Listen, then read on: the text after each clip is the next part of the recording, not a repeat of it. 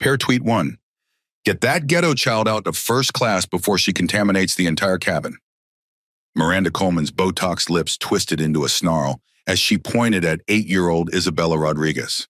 The little girl looked up from her coloring book, brown eyes wide with confusion, as 200 passengers turned to stare at the commotion erupting at Gate B47.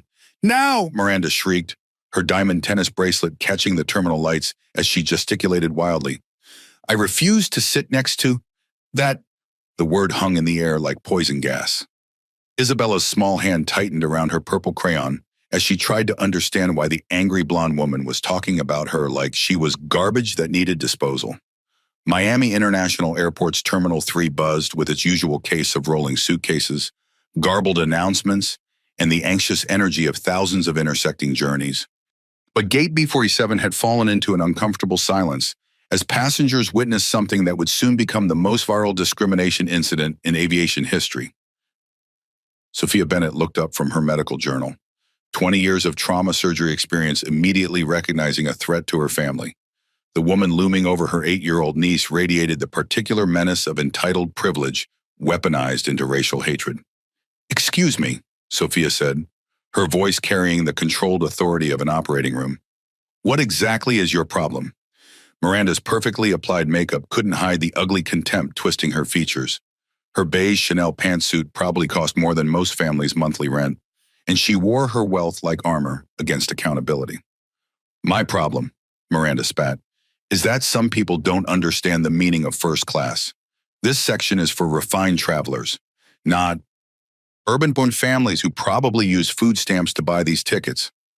The racist coding was crystal clear to every adult within earshot. Urban families meant black families. Refined travelers meant white people who believed melanin determined worthiness. Tyler Coleman, Miranda's 11-year-old son, nodded sagely from behind his $1,000 tablet. Mom, just call security. These people obviously don't belong here. Look at her backpack. It's not even a real designer brand. The casual cruelty from a child was perhaps the most chilling element of all. Tyler had learned to weaponize classism and racism before most kids learned multiplication tables. Isabella tugged on her aunt's sleeve, her voice small and confused. Auntie Sophia, what does she mean I'm dirty? I took a bath this morning and brushed my teeth twice. The innocent question sent a ripple of discomfort through nearby passengers. Here was an 8-year-old girl trying to understand why her very existence was being challenged by strangers who knew nothing about her except the color of her skin. Baby girl, Sophia said clearly, her voice carrying across first class. You're not dirty. Some people just have dirty hearts, and they try to make other people feel small because they feel small inside. Miranda's laugh was sharp and cruel. Oh, please, save the victim narrative for someone gullible. I manage portfolios worth more than most people see in a lifetime. I fly 300,000 miles annually. My husband sits on 3 corporate boards. We don't need lectures about feelings from people who clearly don't understand social hierarchies. Flight attendant Jessica Martinez hurried over, her burgundy uniform crisp, but her expression already showing deference to the blonde woman causing the disturbance.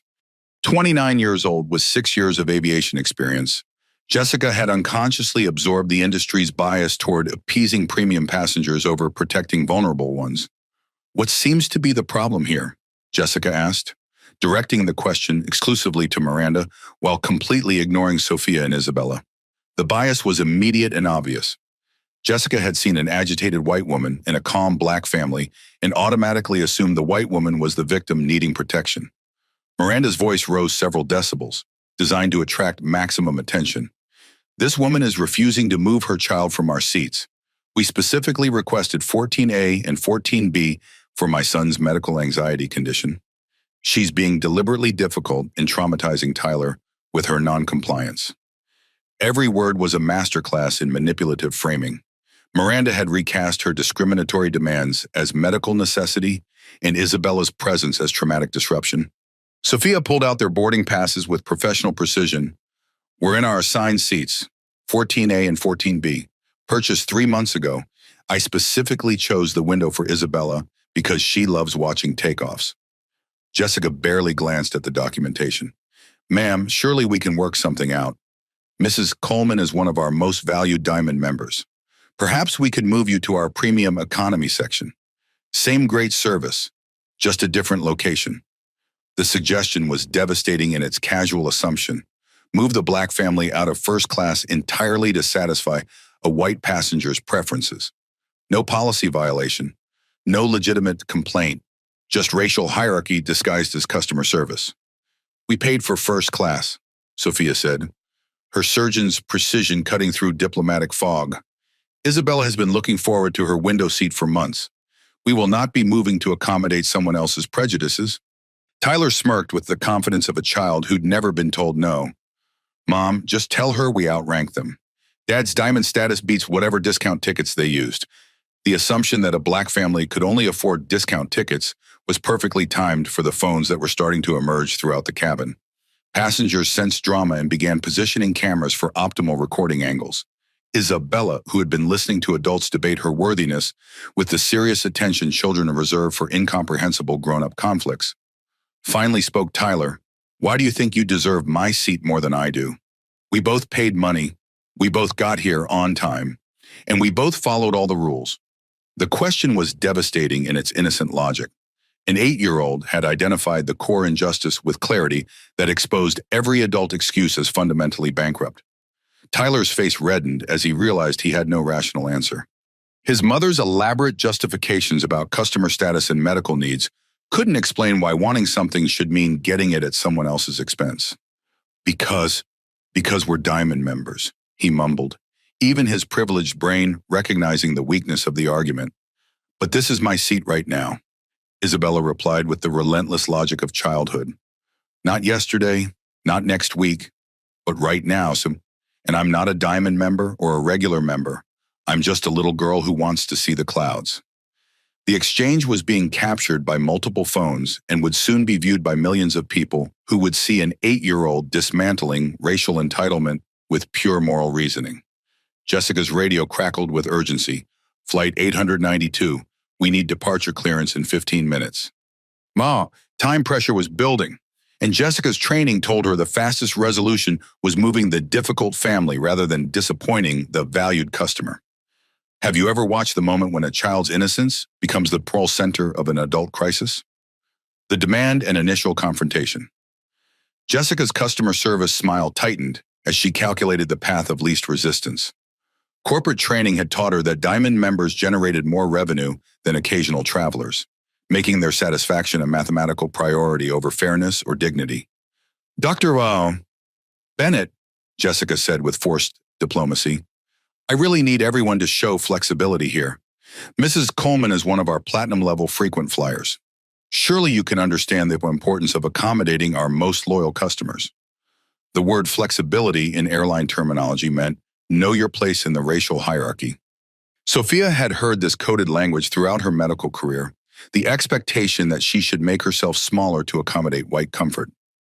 No, Sophia said with surgical precision. I don't understand. We have assigned seats. We paid for assigned seats.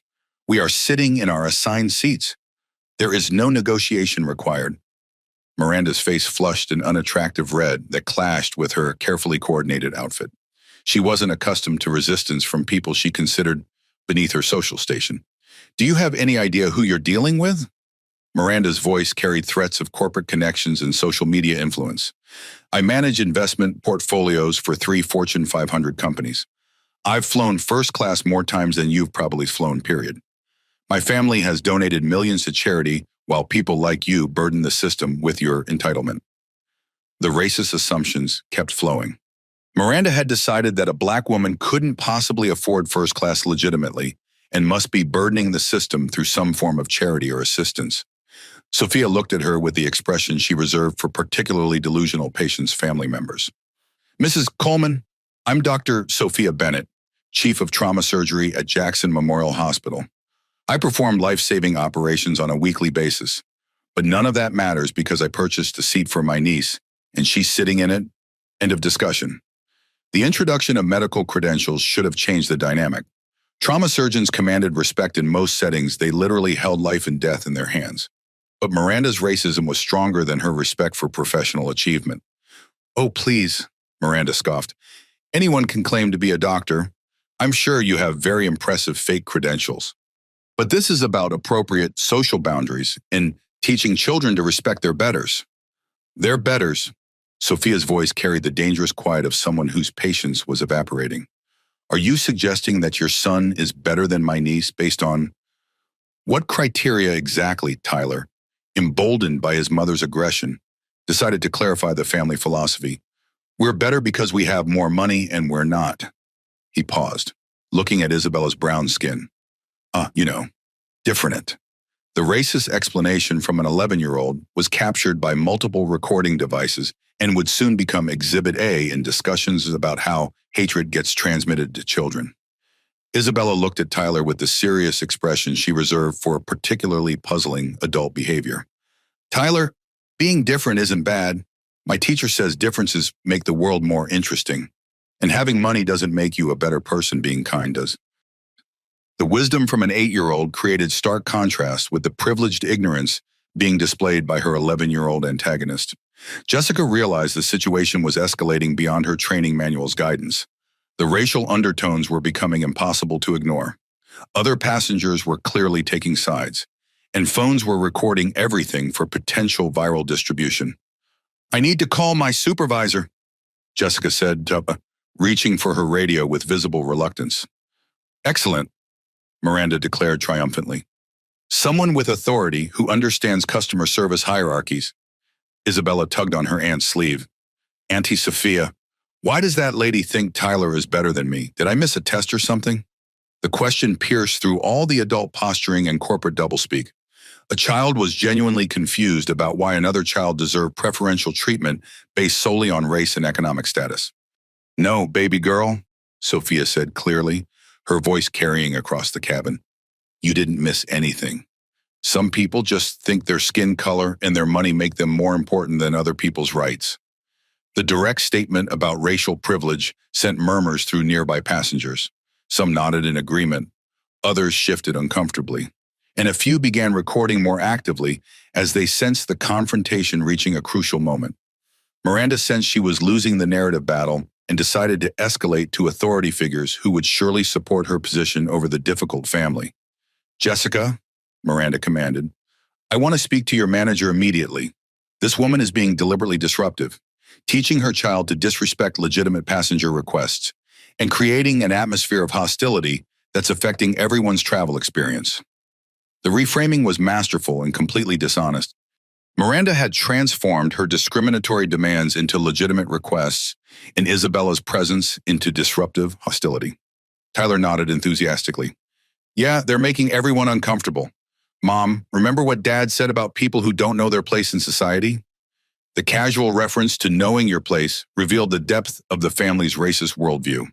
This wasn't just individual prejudice, it was systematic indoctrination about racial hierarchies that Tyler had absorbed as normal social order.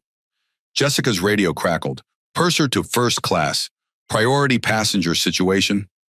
Backup was arriving, but Isabella's innocent questions had already exposed the moral bankruptcy of the adult's discriminatory decision-making. An 8-year-old girl had done more to reveal institutional bias than any policy manual or training program ever could.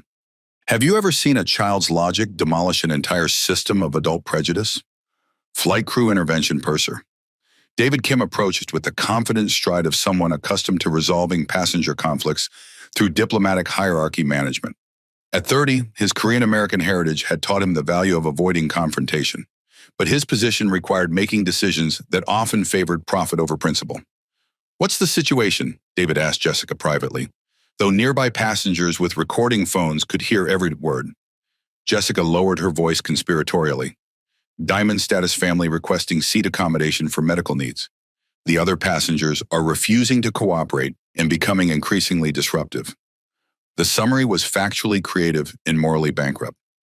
Jessica had reframed Miranda's discriminatory demands as medical accommodation and Isabella's presence as disruptive behavior. David reviewed his tablet, noting Miranda's diamond status glowing prominently, the kind of passenger whose complaints reached executive offices and influenced employee performance reviews. Isabella and Sophia showed as regular customers with no special status to protect his career if they filed grievances. Dr. Bennett, David said with practiced diplomatic courtesy, I understand this situation is frustrating. However, we do try to accommodate our premium members when possible, especially for medical-related concerns. I'm authorized to offer you complimentary upgrades on your return flight if you'd be willing to move to our business class section. The offer was fundamentally unjust, wrapped in generous-sounding language. David was asking them to accept inferior accommodations to satisfy another passenger's preferences, then compensating them with future benefits instead of present dignity. Isabella listened to the adult negotiations with the focused attention children reserve for situations that will affect their immediate future. Mr. David, she said politely, if Tyler really needs the window for his medicine, why was he sitting in an aisle seat when we got on the plane? The observation was devastatingly accurate.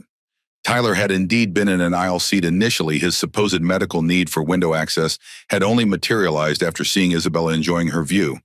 David's diplomatic expression faltered slightly. The 8-year-old had exposed a logical flaw that undermined the entire medical accommodation justification. Tyler's face went red as he realized his contradiction had been noticed. I wasn't paying attention to my anxiety before, he mumbled unconvincingly. But Tyler, Isabella continued with relentless childhood logic, if you have panic attacks without window seats, wouldn't you always make sure to sit by windows?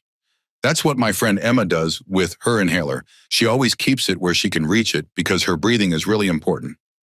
The innocent comparison to actual medical equipment highlighted the fabricated nature of Tyler's supposed anxiety condition. Real medical needs required consistent management, not convenient excuses. Miranda realized her son's excuse was crumbling under 8-year-old scrutiny and decided to abandon medical justification for pure entitlement. This is ridiculous. We're Diamond members. We shouldn't have to justify our preferences to people who obviously don't understand first-class etiquette. The mask was completely off. No more medical needs. No more diplomatic requests, just raw assertion that membership status should override other passengers' confirmed reservations. David found himself in an impossible position. His training emphasized customer retention, but Isabella's questions had made the discriminatory nature of the request undeniably obvious to everyone within recording range. Mrs. Coleman, David tried diplomatically, perhaps we could find you alternative window seats in another row 8 has excellent views and might better accommodate your family's needs. Absolutely not, Miranda snapped. We specifically chose row 14 because it's closest to the front. We don't sit in back rows with economy passengers who upgraded with miles. The admission revealed everything. This wasn't about medical needs or window views. It was about social positioning and the belief that some passengers deserve premium locations over others based on spending levels and racial status. Sophia stood up to her full height, and her presence commanded immediate attention. Mr. Kim, let me be very clear. I am recording this conversation for documentation purposes. You are pressuring my family to surrender our confirmed seats to accommodate another passenger's preferences. When we refuse, you're threatening us with consequences. Is this official airline policy? The mention of documentation changed everything. Corporate policies that seemed reasonable in private training sessions became legally problematic when captured for potential public release. David's radio crackled urgently. Flight 892. Ground control requesting immediate departure status. We have weather concerns developing. The time pressure was real, but it was also being weaponized. Every minute of delay would be blamed on the difficult family rather than the passenger, creating unnecessary conflict. Isabella looked up at the stressed adults and asked the question that would soon be viewed by millions. Why is everyone so angry about me wanting to see clouds? Don't all kids like looking at pretty things? The innocent wonder in her voice created devastating contrast with the adult hatred surrounding her. Have you ever watched innocence expose the ugliness of institutional bias? Parrotweet 2, The Escalation. David Kim felt corporate pressure crushing down like cabin depressurization. His performance reviews consistently praise his ability to manage challenging situations with minimal customer impact. Airline doublespeak for keeping premium passengers happy regardless of ethical cost. Dr. Bauer Bennett, David said, his tone shifting from diplomatic to authoritative. I'm going to need to insist on cooperation here. Mrs. Coleman's diamond status makes her travel experience a corporate priority, and we have operational concerns about departure delays. The statement was a masterclass in institutional bias. Corporate priority meant white customer preferences. Operational concerns meant avoiding paperwork from angry premium passengers. David was openly acknowledging a racial hierarchy while pretending it was business policy. Isabella looked confused by the adult conversation happening above her head. Mr. David, I don't understand. Why does having a diamond card mean Tyler gets to take my seat? I thought paying for something meant you got to keep it. The 8-year-old had identified the fundamental flaw in David's reasoning with the clarity that only children possess when adult explanations make no logical sense. David struggled to answer without explicitly stating that some passengers mattered more than others based on spending power and racial status. Well, young lady, it's about customer service, hierarchies, and operational efficiency. That's a lot of big words, Isabella replied seriously. But it still sounds like you're saying Tyler is more important than me. Is that what those words mean? The question was devastating in its innocent directness.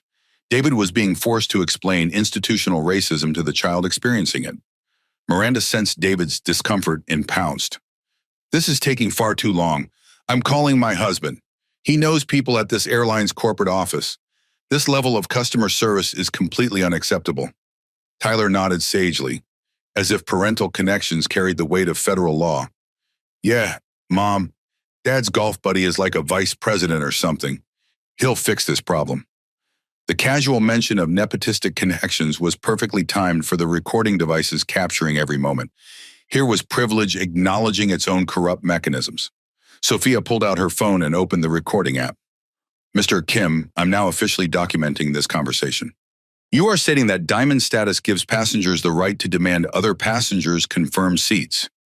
You are pressuring my family to move because Mrs.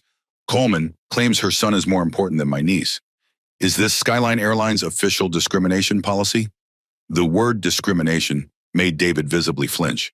Corporate lawyers had trained all employees to avoid that term at all costs, as it suggested legal liability and federal oversight potential. Dr. Bennett, this isn't about discrimination, David said defensively. This is about finding solutions that work for all passengers and maintaining positive customer relationships. So the solution is always asking Black families to sacrifice for white families' comfort. Sophia's question is surgical in its precision. Isabella tugged on her aunt's sleeve. Auntie Sophia, what's discrimination? Is that why the mean lady keeps pointing at me like I'm yucky? The innocent question sent shockwaves through everyone within hearing range. An 8-year-old was trying to understand racial prejudice in real time. Sometimes, baby girl, Sophia said clearly, her voice carrying across first class. People treat others differently because of how they look. That's discrimination, and it's wrong. No matter what fancy words adults use to hide it. Several passengers shifted uncomfortably, recognizing themselves in the description of adults enabling discrimination through passive observation. Miranda felt control slipping away and decided to escalate with maximum aggression. This is outrageous. I refuse to be lectured about racism by people who are clearly playing the victim card to avoid following simple customer service requests.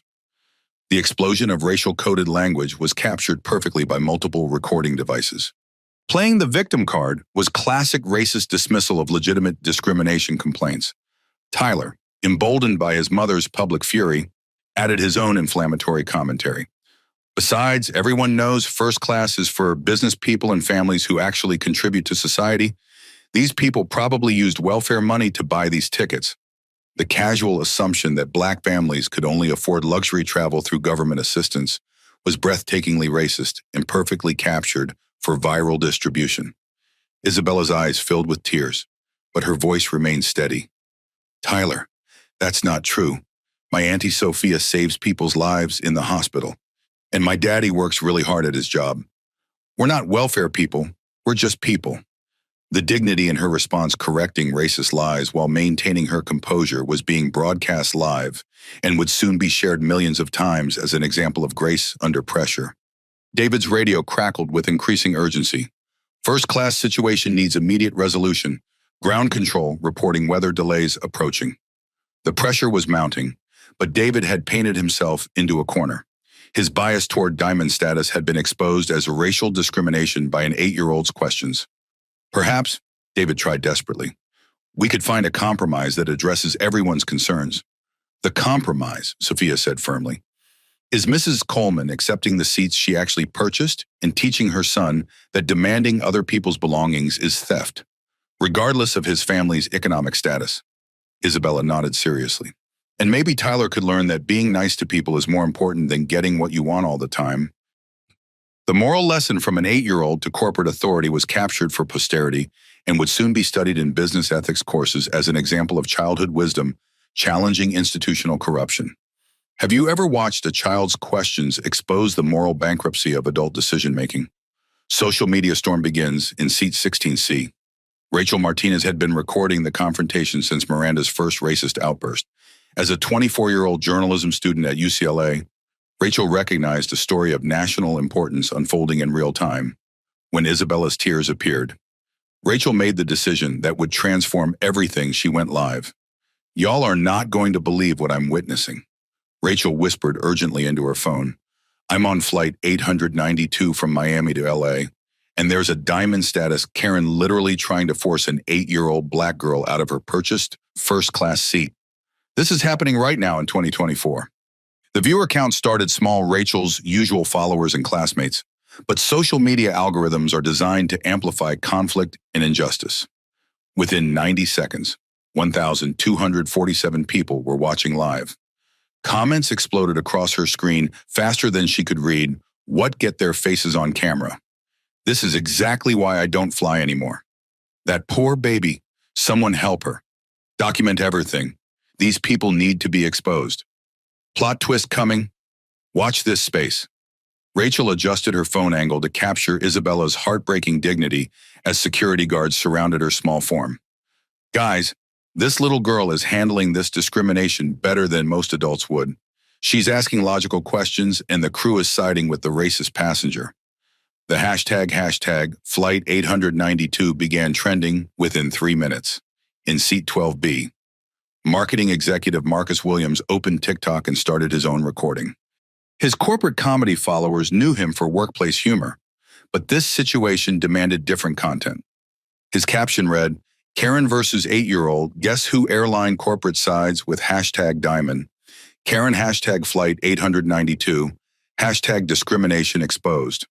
The TikTok algorithm pushed his content to users interested in social justice, travel horror stories, and family content.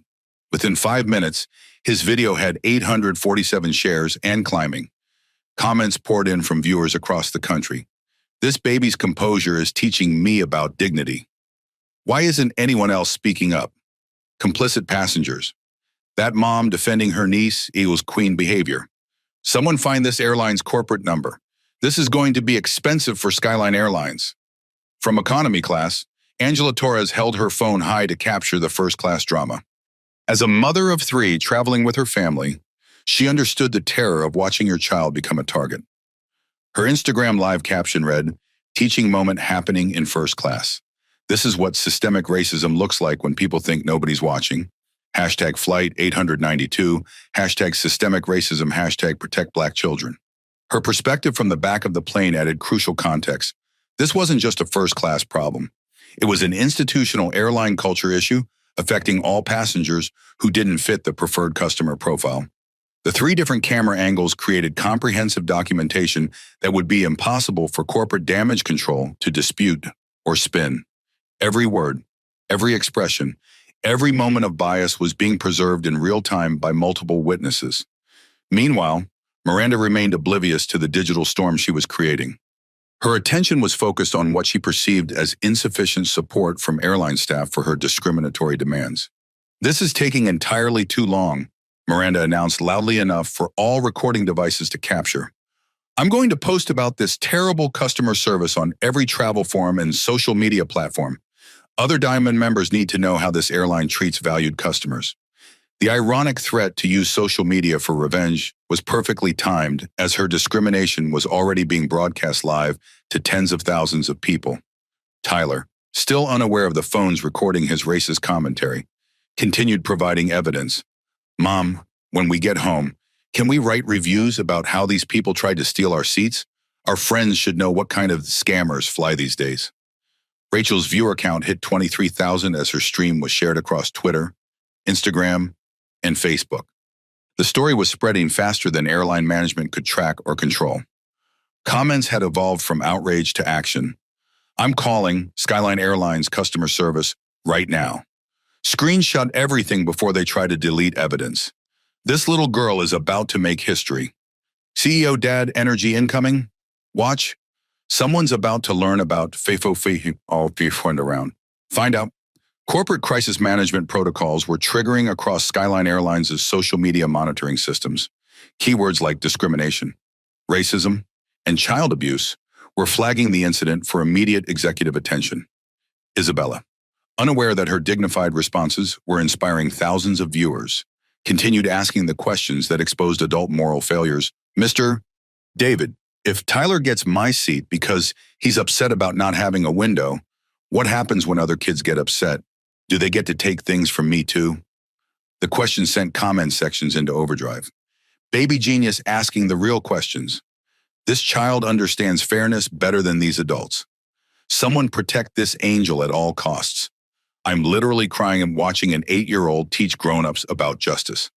Marcus Williams' TikTok had reached 15,000 views, with shares accelerating exponentially. The algorithm was pushing it to aviation industry workers, civil rights advocates, and parent influencers who amplified the reach further. Angela Torres's Instagram Live was being shared by mom bloggers, education advocates, and anti-racism activists. Her viewer count climbed past 8,000 as the story reached multiple demographic circles simultaneously. The viral momentum was creating unstoppable pressure on Skyline Airlines' corporate communications team. 3 separate trending hashtags meant the story was dominating social media conversations and attracting mainstream news attention. David Kim's radio crackled. Priority message from corporate communications. Social media incident requiring immediate damage control. Report status immediately. For the first time, David looked genuinely worried. Corporate communications only got involved when situations threatened stock prices and executive careers. Rachel caught his concerned expression on camera and whispered to her 31,000 viewers, "Y'all, corporate is panicking. The purser just got called about social media. This is going viral faster than they can control it." The story had escaped the contained environment of airline customer service and become public property. What started as routine discrimination was now a national conversation about institutional bias, corporate accountability, and the dignity of children. Have you ever watched the moment when private discrimination becomes viral, accountability, the point of no return? Ground Supervisor Maria Santos received the emergency call that every airport manager dreaded. After 8 years of handling passenger conflicts, she could gauge severity by radio tone. Today's message carried the tension reserved for situations that destroyed careers and triggered federal investigations. Maria, Gate B47 immediately. Priority passenger conflict with viral social media exposure. Corporate crisis team monitoring live. This is Code Red. Code Red meant potential catastrophic publicity damage. Maria's hurried response took 2 minutes. But in that time, Rachel Martinez's live stream had reached 47,000 viewers, and hashtag Flight 892 was trending number 4 nationally. When Maria arrived, she immediately understood why corporate was in crisis mode. Multiple passengers were recording from different angles. The purser looked genuinely panicked, and a professional black woman was standing protectively over a small child while facing down an agitated blonde passenger whose voice carried across half the terminal. "This is discrimination." Miranda was shrieking, her voice reaching levels that attracted attention from adjacent gates. "I am being systematically victimized by this airline's refusal to provide appropriate customer service to premium passengers." The irony of claiming discrimination while actively practicing it was lost on Miranda, but crystal clear to the 47,000 people watching her meltdown live. Isabella had pressed closer to her aunt, not from fear but from a child's instinct to comfort the adult protecting her. Her small hand rested on Sophia's arm as she whispered questions that the live stream audiences found heartbreaking. "Auntie, are we really being bad by sitting in our chairs? Did I say something wrong to make Tyler's mom so angry? Is this what happens when people don't like kids who look like me?" Each innocent question was captured by multiple cameras and immediately shared across social platforms as evidence of racism's impact on children. Maria attempted damage control using standard diplomatic protocols. "I'm Maria Santos, ground supervisor. Let me review everyone's documentation and find a resolution that works for all parties. But the situation had moved far beyond standard procedures. This was now a viral civil rights incident being documented by professional quality video from multiple angles. Sophia handed over their boarding passes with calm professionalism. Dr. Sophia Bennett and Isabella Rodriguez, seats 14A and 14B, purchased March 15th, confirmed without any issues. The documentation was perfect. No irregularities, no policy violations, no legitimate grounds for removal. Miranda thrust her passes at Maria with aggressive impatience. Coleman family, diamond status for 7 consecutive years.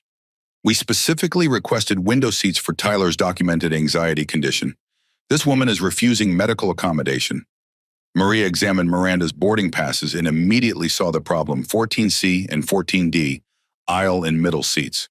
Not windows, no medical flags in the reservation system, no record of anxiety accommodation requests.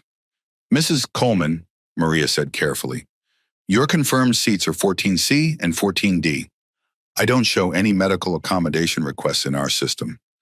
We changed our minds about seating preferences, Miranda said, as if passenger preferences automatically superseded other travelers' confirmed reservations. Tyler decided he needs window access for emotional regulation.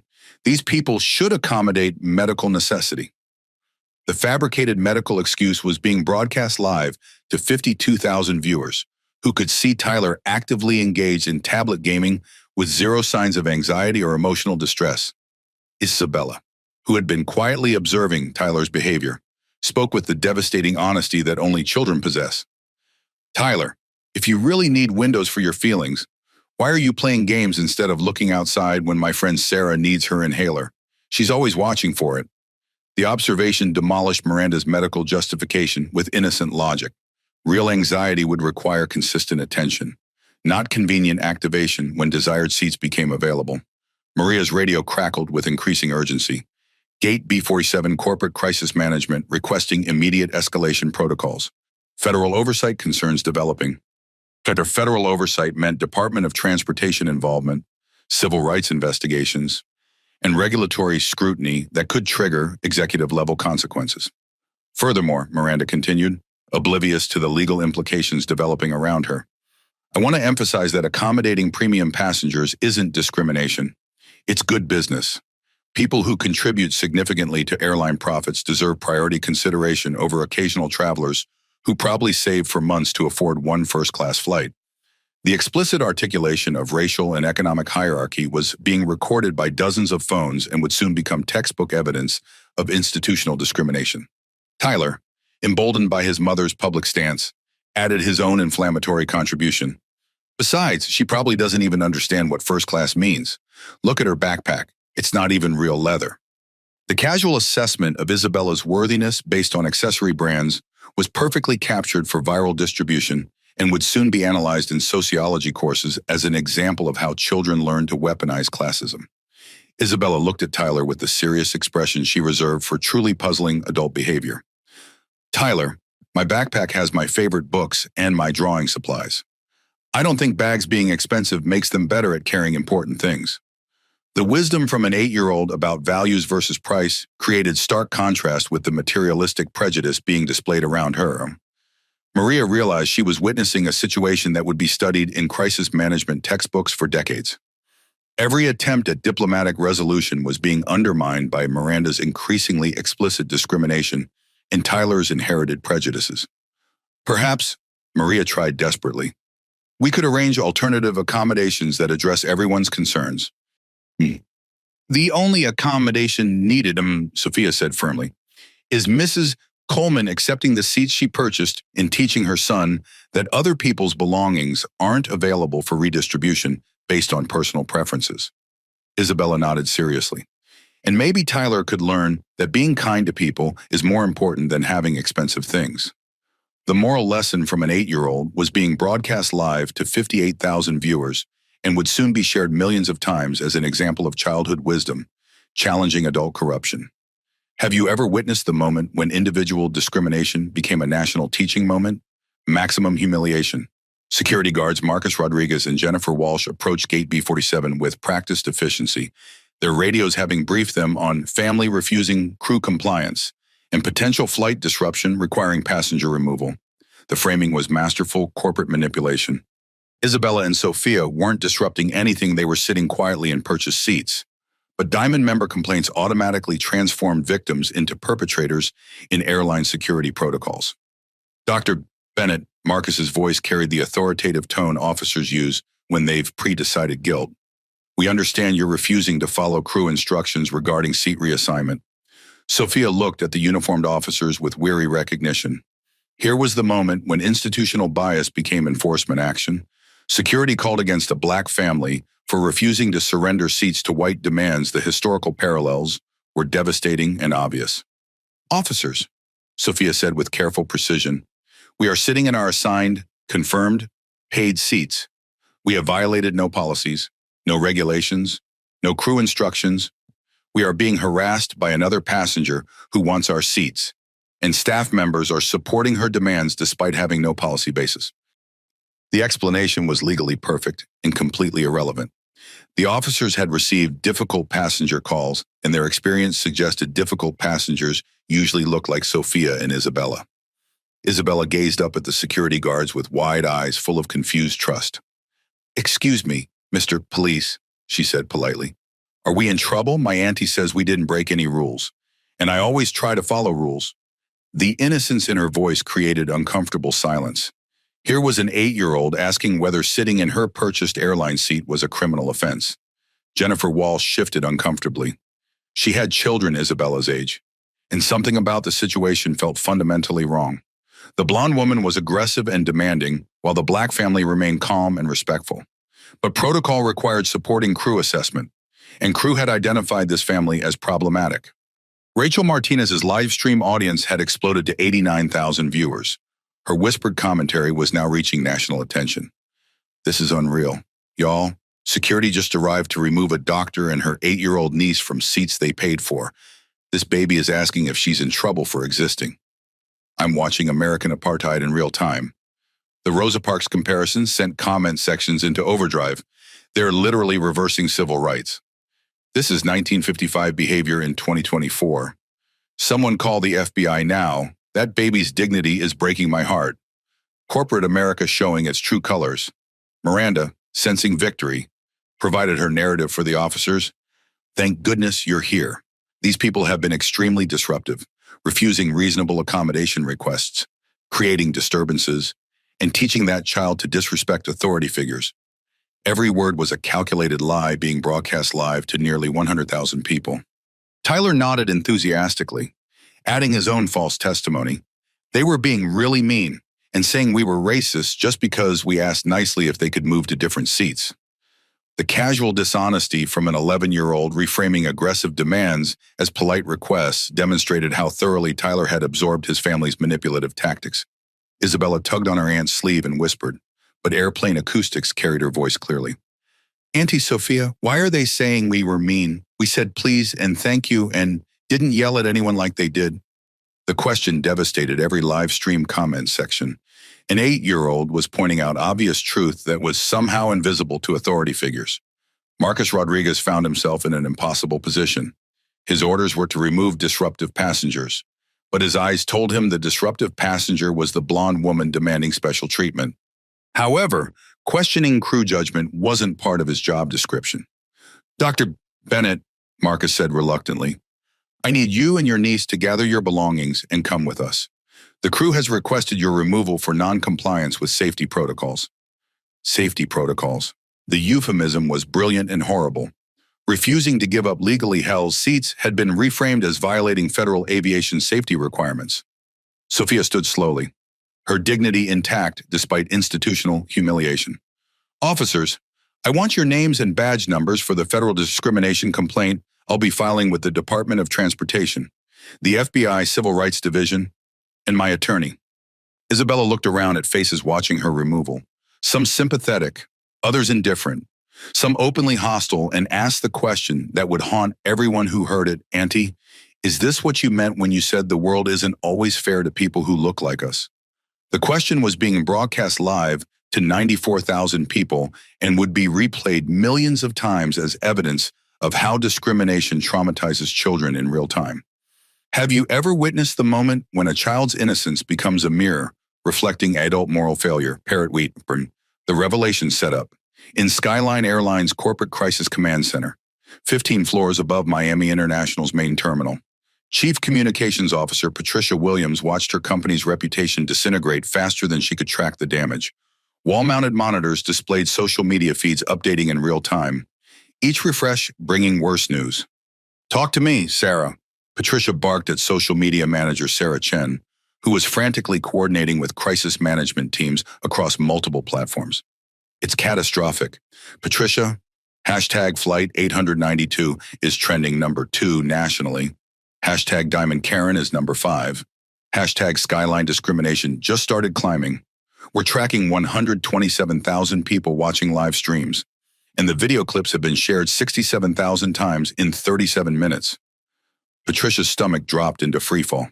67,000 shares meant the story had escaped all corporate damage control capabilities. Once viral content reached critical mass, traditional public relations became essentially worthless. "Media exposure?" Patricia asked, dreading the answer. CNN, MSNBC, and ABC News divisions are monitoring the hashtags. Don Lemon's producer just called requesting comment. The NAACP issued a preliminary statement. Congressman James Washington's office is drafting federal discrimination hearing announcements.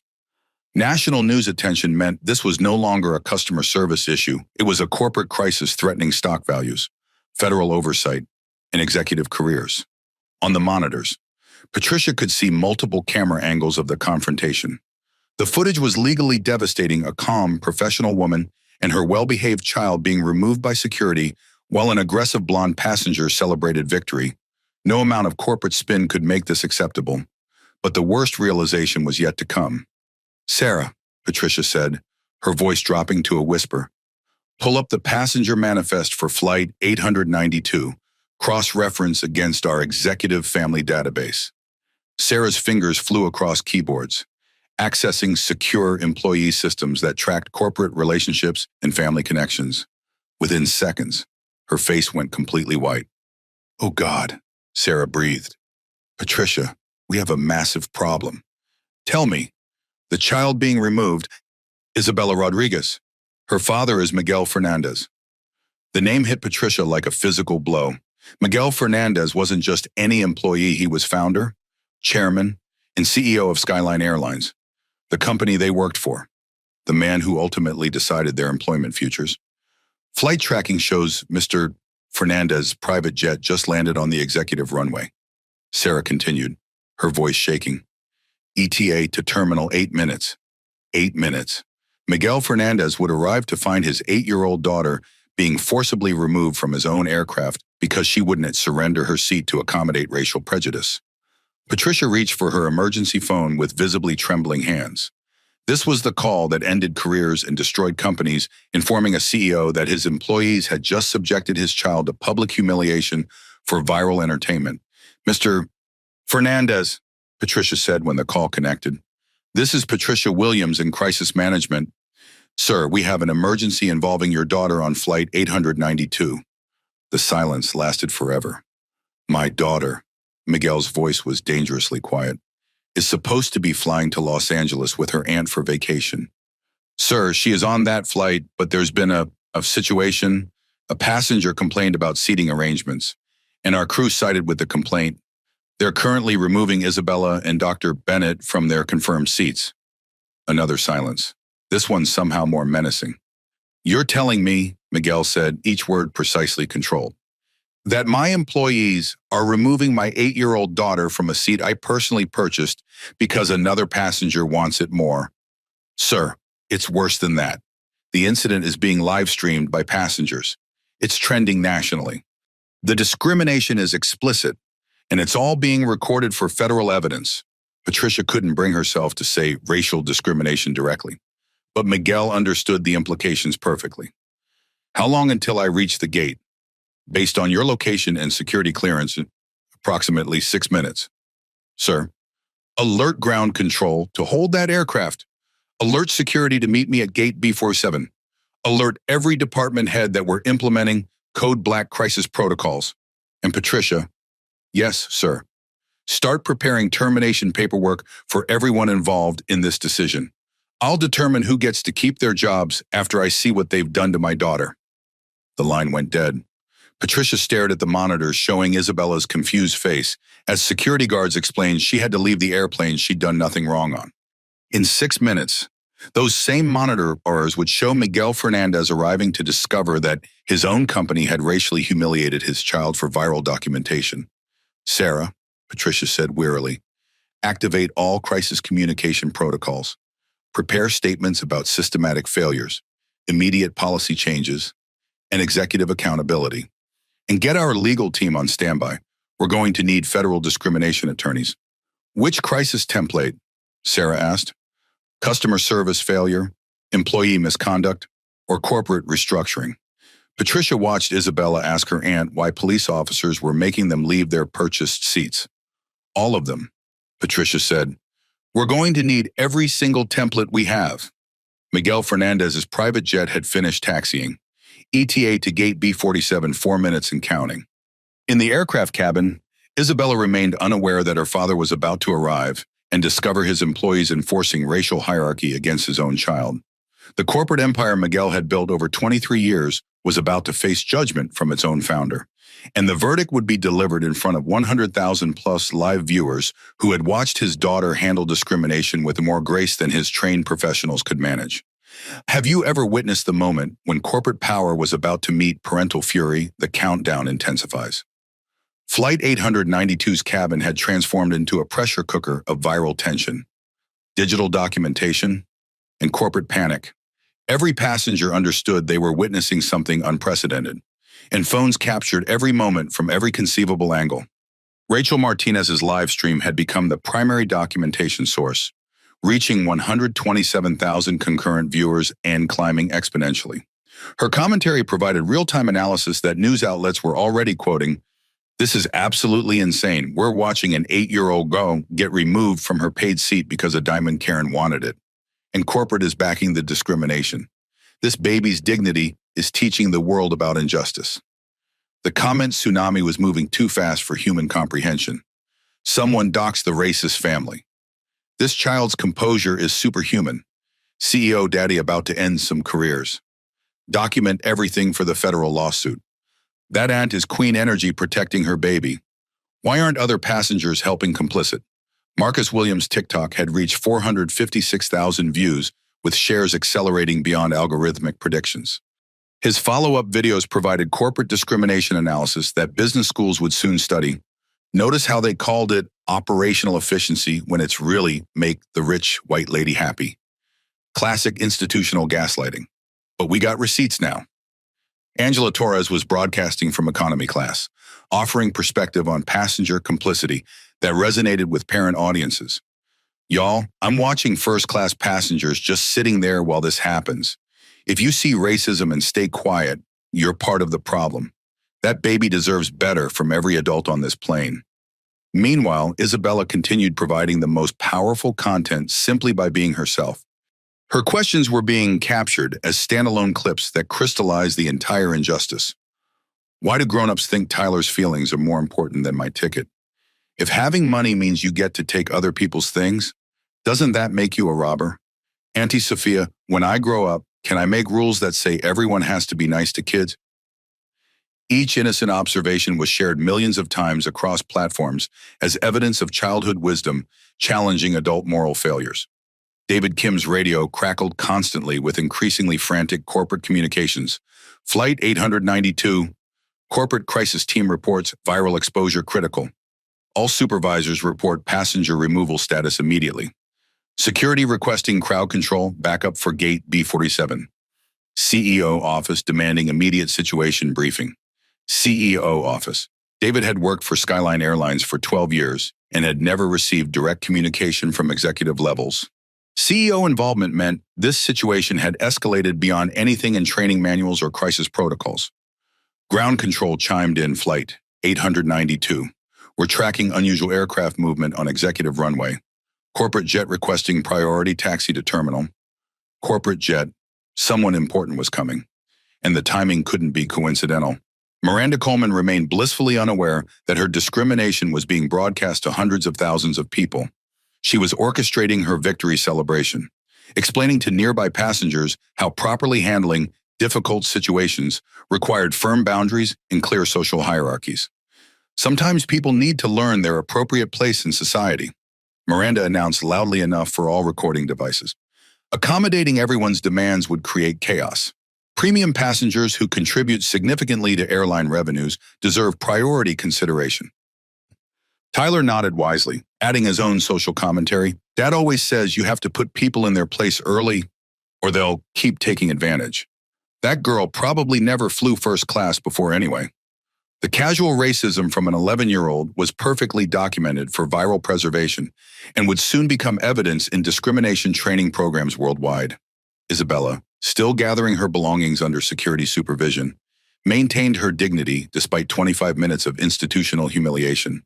Her small backpack was packed carefully, her coloring book closed neatly, her stuffed elephant tucked protectively under one arm.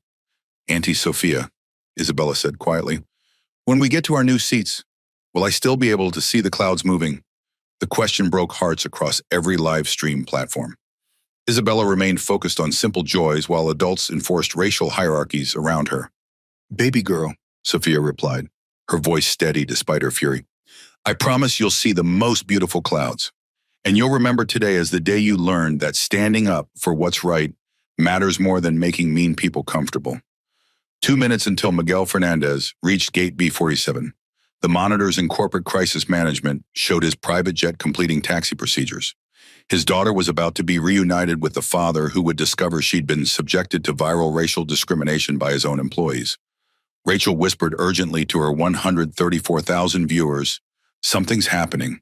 Y'all, corporate jets don't just show up during passenger removal incidents. I think someone very important is about to arrive, and these people have no idea what's coming. Have you ever watched Innocence about to be rescued by justice? Final provocations, as security prepared to escort Sophia and Isabella from the aircraft.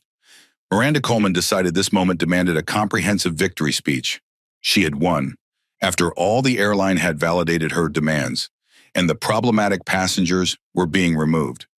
In her mind, this was a triumph of proper social order.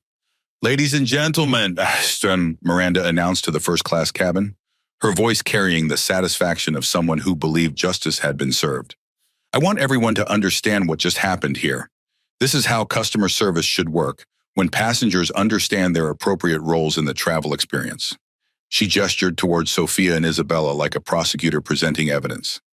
Some people need to learn that premium services are earned through loyalty, contribution, and understanding social etiquette. Flexibility and courtesy aren't one-way streets. The speech was masterfully coded in racial hierarchy language. Appropriate roles meant racial positions. Earned through loyalty meant white customers deserve preference. Social etiquette meant knowing your place in the discrimination system. Tyler, emboldened by his mother's public vindication, provided his own analysis. Besides, everyone knows first class is for business travelers and important families who fly regularly. People should be honest about what they can actually afford instead of pretending to belong in spaces above their status level. The implication was devastating.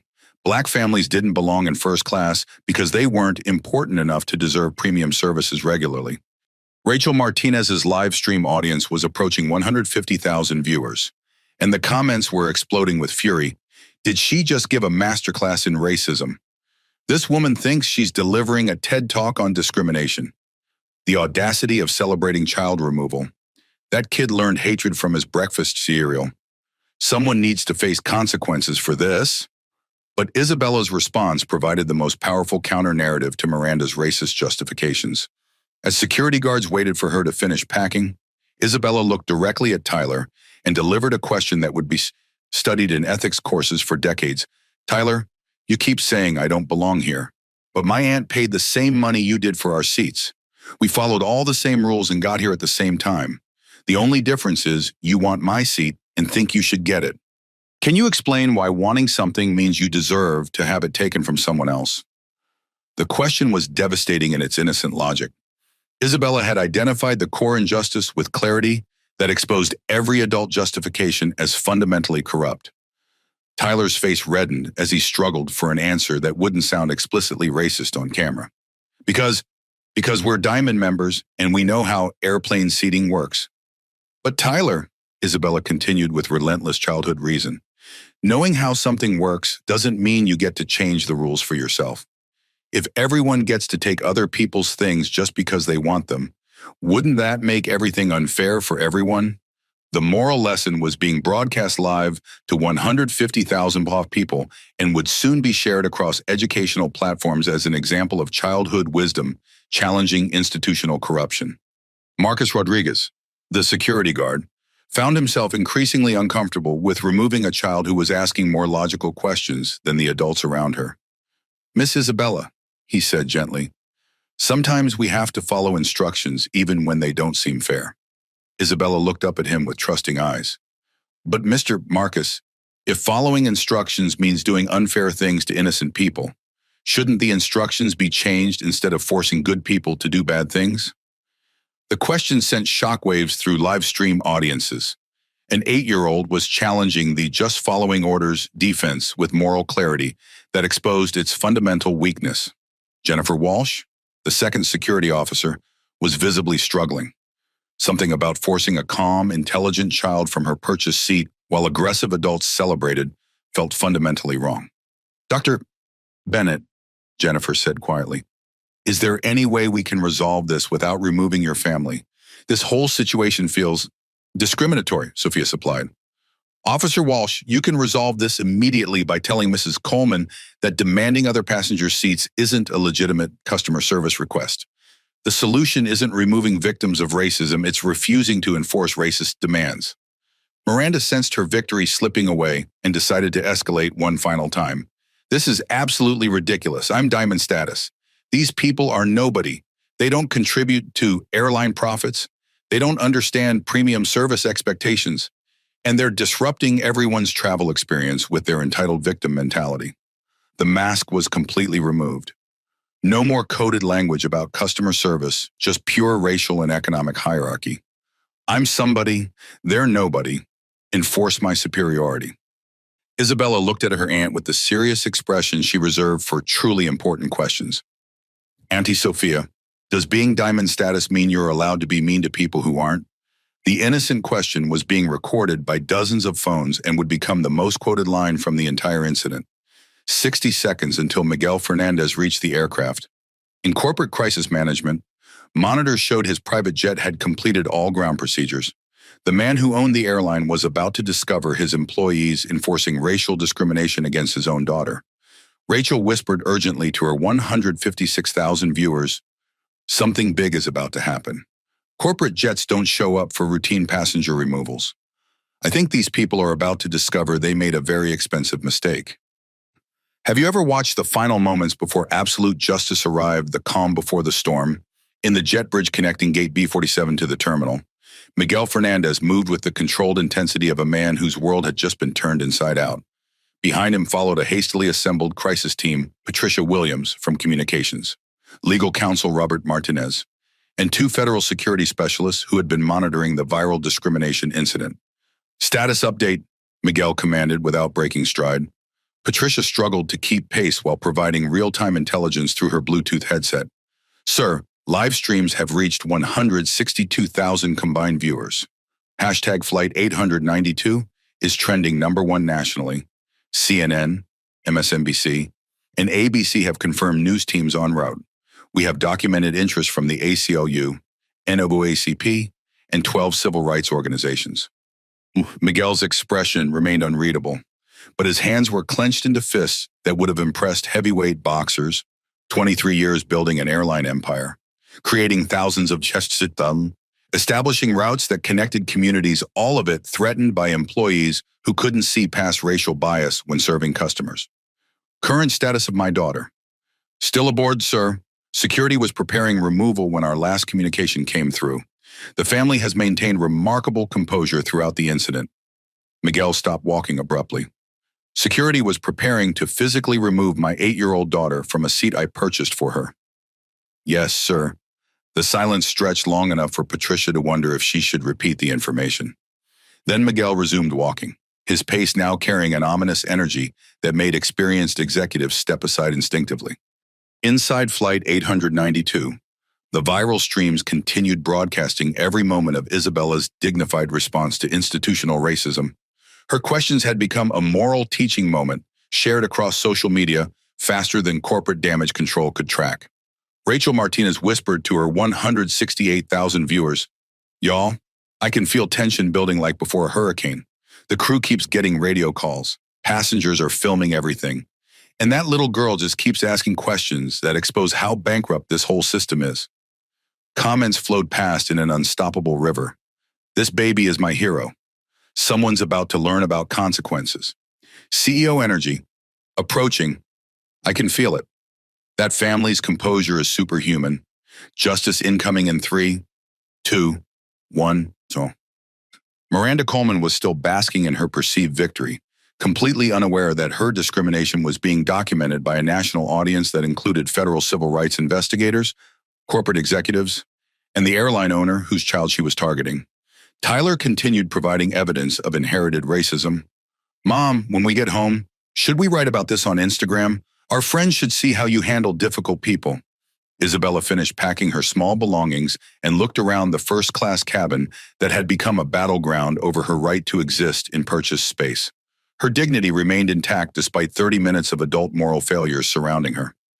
"Auntie Sophia," she said quietly, "I'm ready to move if we have to, but I want everyone to know that I didn't do anything wrong, and neither did you." Miguel Fernandez reached the aircraft door. The reckoning was about to begin. Have you ever felt the electricity in the air before lightning strikes Parrotweed 4? The revelation and immediate consequences. The aircraft door opened with a pneumatic hiss that seemed to silence every conversation in first class. Miguel Fernandez stepped through the threshold, and the atmosphere instantly shifted like barometric pressure dropping before a storm. He wasn't physically imposing 5'9", lean build, wearing a navy suit that suggested success without ostentation, but his presence filled the cabin like gathering thunder. Every airline employee instinctively recognized ultimate authority when they saw it, even those who didn't immediately recognize the man himself. Captain James Rodriguez emerged from the cockpit, took one look at the figure in the doorway, and his professional composure cracked completely. "Mr. Fernandez," he stammered. "Sir, we weren't expecting—" "Daddy," Isabella's voice cut through the tension like pure joy made audible. She looked up from her backpack, and her entire face transformed with delight that could have powered the aircraft's electrical systems. "Daddy, you came. Are you here to fly with us to see Grandma and Grandpa?" The word "daddy" hit the cabin like an emotional atomic bomb. Every passenger, every crew member, every security officer suddenly understood that the small black girl they'd been removing from the aircraft was the daughter of someone powerful enough to board through crew access. But the implications went deeper. This wasn't just any VIP. This was someone Captain Rodriguez recognized and deferred to with genuine respect mixed with obvious fear. Rachel Martinez's live stream audience exploded as 171,000 viewers realized they might be witnessing the most dramatic plot twist in viral video history. Her whispered commentary was barely audible over her excitement. "Oh my God! Oh my God! That little girl just called the man in the expensive suit Daddy?" And the captain looks like he's about to faint. Comments erupted faster than the platform could process. "CEO's daughter plot twist of the century. That man's about to end some careers. Karen just discriminated against the owner's family. This is better than any movie ever made. Justice incoming with his force of a tsunami." Miguel's stern expression melted completely as he saw his daughter. He knelt down to Isabella's eye level, his voice soft with paternal love. "Hi, baby girl. Daddy came as soon as he heard you were having some trouble on your flight." Isabella wrapped her small arms around his neck with complete trust and devotion. "Daddy, some people were being mean about our seats, but Auntie Sophia protected me like a superhero. She taught me that standing up for what's right is more important than making angry people happy." The embrace between father and daughter was being captured by dozens of phones, but Miguel's attention was already shifting to assess the situation that had traumatized his child. His eyes swept across the cabin, cataloging the players David Kim, the purser who had authorized removal, Jessica Martinez, the flight attendant who had initially sided with discrimination, Marcus Rodriguez and Jennifer Walsh, Security officers prepared to physically escort his daughter from her seat, and Miranda Coleman, who was just beginning to realize she might have made a catastrophic error in judgment. "You wanted this family removed from their seats," Miguel said, his voice carrying quiet authority that made expensive suits feel inadequate. Perhaps someone could explain the policy justification for that decision. David Kim's mouth moved like he was attempting speech, but no sound emerged. His training manual had covered difficult passengers, corporate protocol, and customer service recovery. Nothing had prepared him for explaining racial discrimination to the company founder, whose daughter was the victim. Rachel's live stream was approaching 200,000 viewers as word spread across social media that they were potentially watching an airline CEO discover his employees had discriminated against his own child. "Sir," David finally managed, "there was a seating dispute between passengers, and we attempted to find a diplomatic solution that would satisfy all parties." "Stop." Miguel's voice was firm but controlled. "Mrs. Coleman demanded that my 8-year-old daughter give up her confirmed seat because your son preferred it. When she refused, you chose to force her removal rather than enforce airline policy. Is that accurate?" The precision of the summary left no room for diplomatic reframing or corporate doublespeak. Miranda's perfectly applied makeup couldn't hide the growing panic in her eyes. "Sir, there was a misunderstanding about passenger accommodations. We're loyal Diamond members who—" "Diamond status," Miguel interrupted, "provides priority boarding, lounge access, and upgrade preferences. It does not provide authority to steal seats from other passengers' children. It certainly doesn't provide license to weaponize my employees against my daughter." The word weaponize crystallized exactly what had occurred. Miranda had used the crew's unconscious bias to enforce her discriminatory demands against a child. Tyler, who had been confidently watching his mother's discrimination triumph, was now shrinking into his seat as he realized his family might be in serious trouble with very powerful people. Captain Rodriguez stepped forward, recognizing his career was hanging by a thread. "Sir, if we had known the family connection—" "If you had known what—" Miguel's voice carried dangerous quiet. "If you had known she was my daughter, should family connections determine passenger treatment? Should every black child prove their parentage before receiving basic dignity on my aircraft?" The questions exposed the fundamental problem. The crew's behavior was wrong regardless of Isabella's parentage, but it had taken the revelation of her father's identity to make them recognize their discriminatory failure. Isabella, who had been observing the adult drama with 8-year-old seriousness, tugged on her father's sleeve. "Daddy, I think the crew people got confused about which person was being mean. They tried to help, but they picked the wrong side." The innocent observation was devastating. Isabella was giving adults credit for good intentions while accurately identifying their moral confusion. Miguel lifted his daughter into his arms, and she settled against him with the complete trust children reserve for parents who protect them from the world's cruelties. The image, a successful businessman holding his child who had just experienced racial discrimination at the hands of his own employees, was being broadcast live to over 200,000 viewers. "Baby girl," Miguel said softly, "no one should ever make you feel like you don't belong in a space you have every right to occupy." Isabella nodded seriously. "Auntie Sophia taught me the same thing.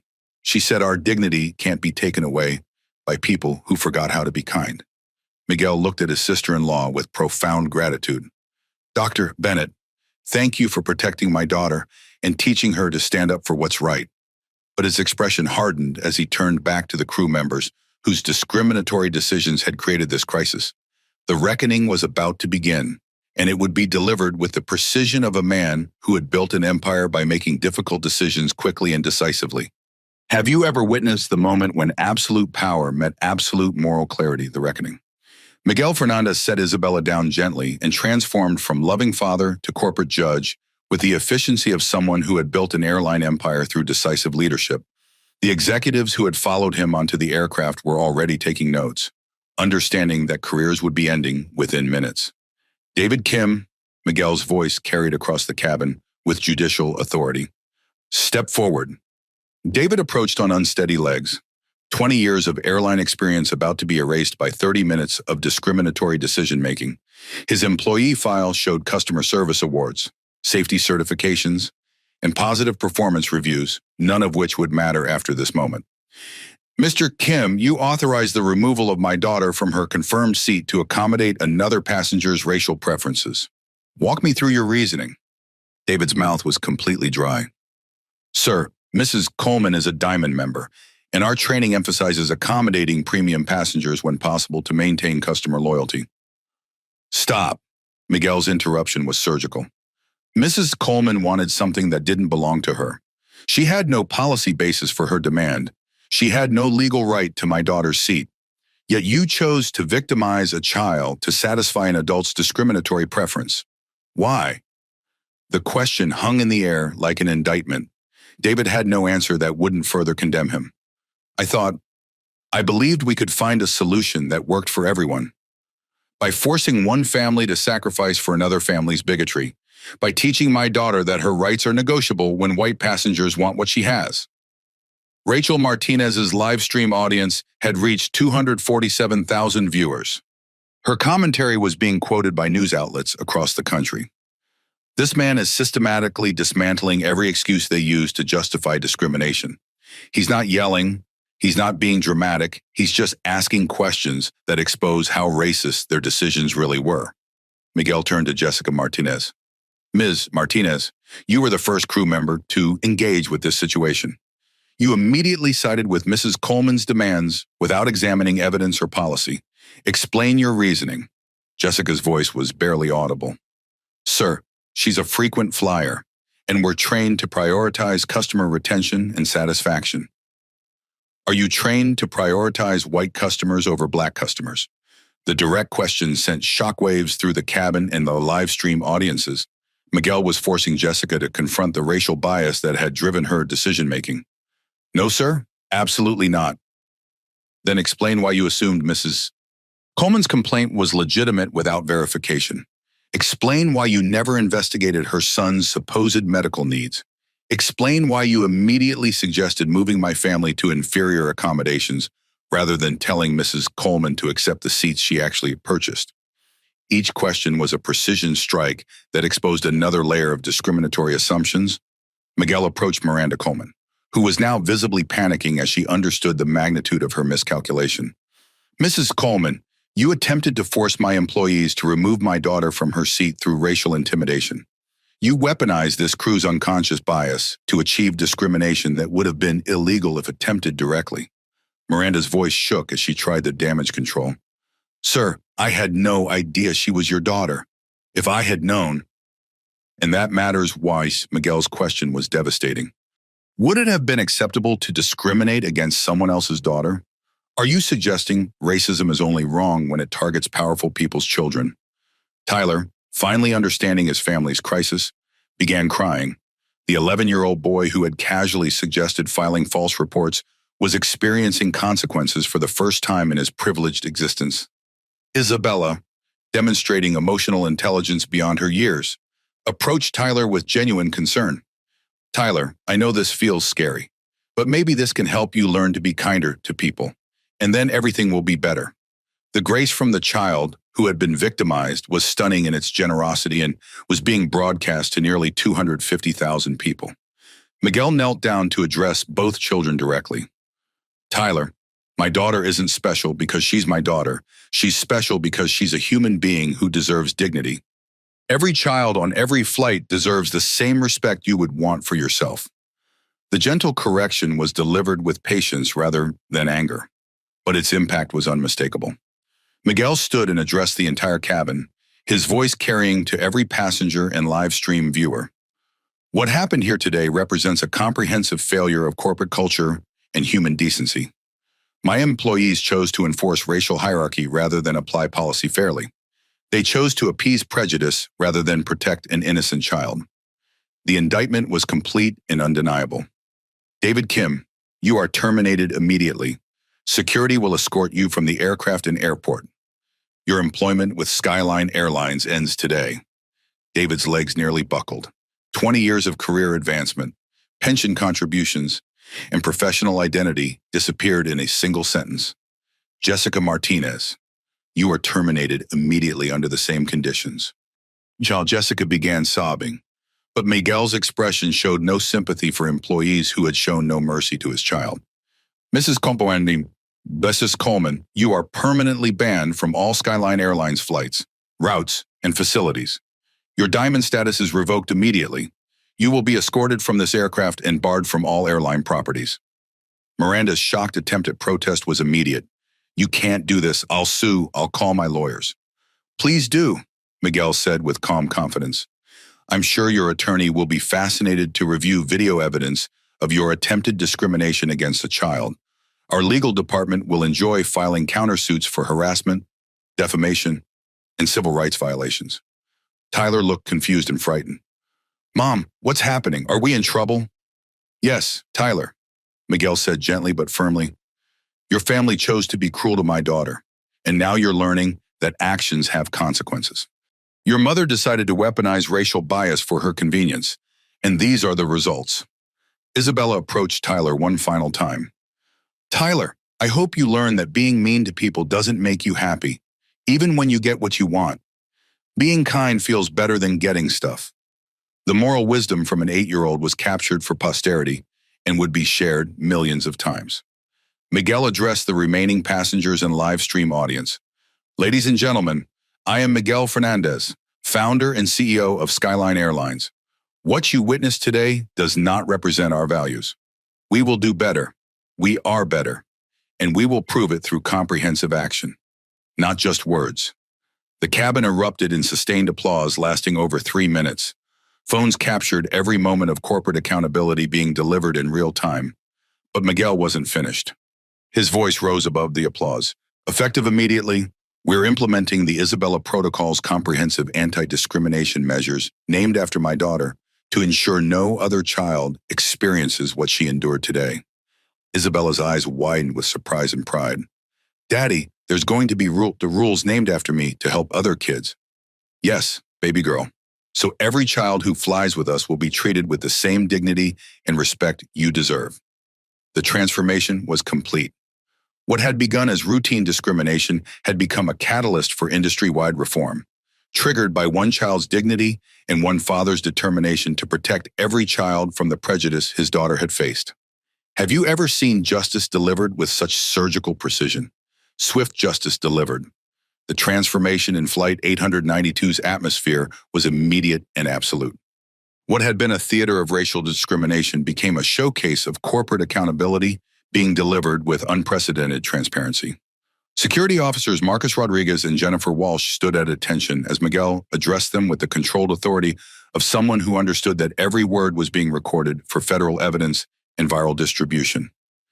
Officers, you were called to remove a family from legally purchased seats to satisfy another passenger's discriminatory demands. You were prepared to physically escort my 8-year-old daughter from her confirmed seat for the crime of existing while black in first class. Marcus found his voice first. Sir, we were following crew instructions and standard protocols. You were following illegal instructions, Miguel corrected with precision that legal scholars would later study. Crew members do not have authority to remove passengers from confirmed reservations to accommodate other passengers' racial preferences. You were about to participate in federal civil rights violations. Jennifer Walsh, who had been increasingly uncomfortable throughout the assignment, spoke with obvious relief. Sir, something felt fundamentally wrong about the situation. The family was calm and respectful while the complainant was aggressive and demanding. Miguel's expression softened slightly. Officer Walsh, that discomfort was your conscience recognizing injustice. Trust that instinct in future situations. When orders feel morally wrong, they usually are wrong. Patricia Williams approached with termination documents that had been prepared during the confrontation, demonstrating the efficiency of corporate crisis response when executive careers depended on immediate action. Mr. Kim, Miss Martinez, Patricia announced formally, please gather your personal belongings. Airport security will escort you to human resources for immediate termination processing. David Kim's career was ending in the most public way imaginable, live-streamed to hundreds of thousands of viewers and documented for permanent viral distribution. His discriminatory decision-making had cost him 20 years of professional advancement in less than 40 minutes. Jessica Martinez was crying openly. But Miguel showed no sympathy for employees who had demonstrated no compassion for his daughter's humiliation. Miranda Coleman was frantically making phone calls. trying to reach corporate contacts who might restore her travel privileges or social standing, but her discrimination had been captured with perfect audiovisual documentation across multiple platforms. Miguel, Miranda attempted personal appeal in desperation. Surely we can resolve this privately between reasonable people. I'll accept restrictions on future travel arrangements. Miss Coleman, Miguel replied with glacial formality. You attempted to force my daughter from her seat through racial intimidation. You enlisted my employees in systematic discrimination. You traumatized a child to satisfy your son's preferences. There is no private resolution for public racism captured on federal evidence. Tyler was sobbing now, finally understanding that his normal world of privileged exceptions had become a place with consequences and accountability. Isabella, demonstrating the grace that had characterized her responses throughout the crisis, approached Tyler with genuine kindness. Tyler, I know you're scared, but maybe your mom can learn to treat people better, and then you can learn that too. Being nice to everyone feels better than being mean to some people. The forgiveness from the victimized child was captured by dozens of cameras and would become one of the most shared examples of childhood wisdom transcending adult hatred. Miguel lifted Isabella into his arms and addressed the cabin for his final statement. This aircraft will now depart with crew members who understand that every passenger deserves equal dignity and respect. Our replacement staff understands that customer service means serving all customers fairly, not favoring some over others based on race or economic status. The new crew was already boarding experienced professionals who had been briefed on the discrimination incident and understood they were representing the airline's commitment to civil rights protection. Mrs. Coleman, gather your belongings. Airport security is waiting to escort you from these premises. Miranda's exit was documented from multiple angles as she was led through the cabin she had tried to control through racist demands. The walk of shame was being broadcast live to a national audience that had watched her attempt to humiliate a child. Tyler followed his mother, still crying and confused about how his family's normal superiority had suddenly become shameful liability. As the aircraft door closed behind them, the cabin erupted in applause that lasted for 6 full minutes. Passengers cheered, phones captured celebration, and social media exploded with approval. For corporate justice being delivered in real time, Rachel Martinez provided final live commentary to her 278,000 viewers. Y'all, we just watched a little black girl's dignity transform an entire airline's corporate culture. We watched a CEO choose principles over profits, family over corporate convenience. We witnessed institutional racism get dismantled in real time by a father's love and an 8-year-old's wisdom. Isabella waved goodbye to Tyler through the aircraft window, her natural kindness intact despite everything she'd experienced. Daddy, I hope Tyler learns to be nicer to people. Everyone deserves to feel welcome when they travel. Miguel kissed his daughter's forehead, overwhelmed by her capacity for forgiveness and moral clarity. Baby girl, you just taught everyone on this airplane about grace, courage, and the power of standing up for what's right. The aircraft pushed back from Gate B47 exactly 57 minutes after Miguel had arrived. Flight 892 would complete its journey to Los Angeles with transformed passengers, comprehensive policy changes, and a viral story that would influence corporate culture for decades. Captain Rodriguez's voice came over the intercom. Ladies and gentlemen, this is your captain. We sincerely apologize for the delay and for the incident you witnessed. Today you've seen Skyline Airlines demonstrate that we will protect every passenger's dignity, regardless of their age, race, or status. Mr. Fernandez and Dr. Bennett have shown us what courage looks like, and Isabella has taught us that wisdom comes in all sizes. As the aircraft climbed into the Miami evening sky, Isabella pressed her face against the window she had fought to keep, watching the city lights fade below. Tomorrow, her story would be studied in business schools and civil rights courses. Tonight, she was just an 8-year-old girl who had stood up to injustice and won. This most important victory wasn't the corporate reforms or viral vindication. It was Isabella's unshaken faith that the world could be fair when good people chose to do the right thing. Have you ever witnessed the moment when one child's courage became a catalyst for institutional transformation? The apology and corporate response. As Flight 892 reached cruising altitude over the Florida coast, Miguel Fernandez stood in the first-class aisle addressing passengers who had witnessed the most comprehensive display of corporate accountability in modern aviation history. Ladies and gentlemen, Miguel began, his voice carrying the authority of someone who had just demonstrated that principles matter more than profits. I owe you an apology that extends far beyond the delay you experienced tonight. The cabin was completely silent except for the gentle hum of engines carrying them toward justice and healing. What you witnessed was not an isolated incident of poor customer service. It was evidence of systematic bias in our corporate culture that allowed employees to view some passengers as more deserving of dignity than others. Miguel's honesty was being broadcast live to 312,000 viewers across multiple platforms, making his apology one of the most watched corporate accountability moments in social media history. My employees saw a black woman and child and assumed they were the problem. They saw a white woman making demands and assumed she was the victim requiring protection. They chose to enforce racial hierarchy rather than apply policies fairly. The direct acknowledgement of institutional racism was unprecedented for a corporate executive speaking publicly about his own company's failures while his stock price was being affected in real time. Isabella tugged on her father's sleeve. "Daddy, you don't have to apologize for other people being mean to us." Miguel knelt down so everyone could see his daughter. "Baby girl, sometimes leaders have to take responsibility for creating environments where meanness becomes possible. My job is to ensure what happened to you never happens to anyone else's child."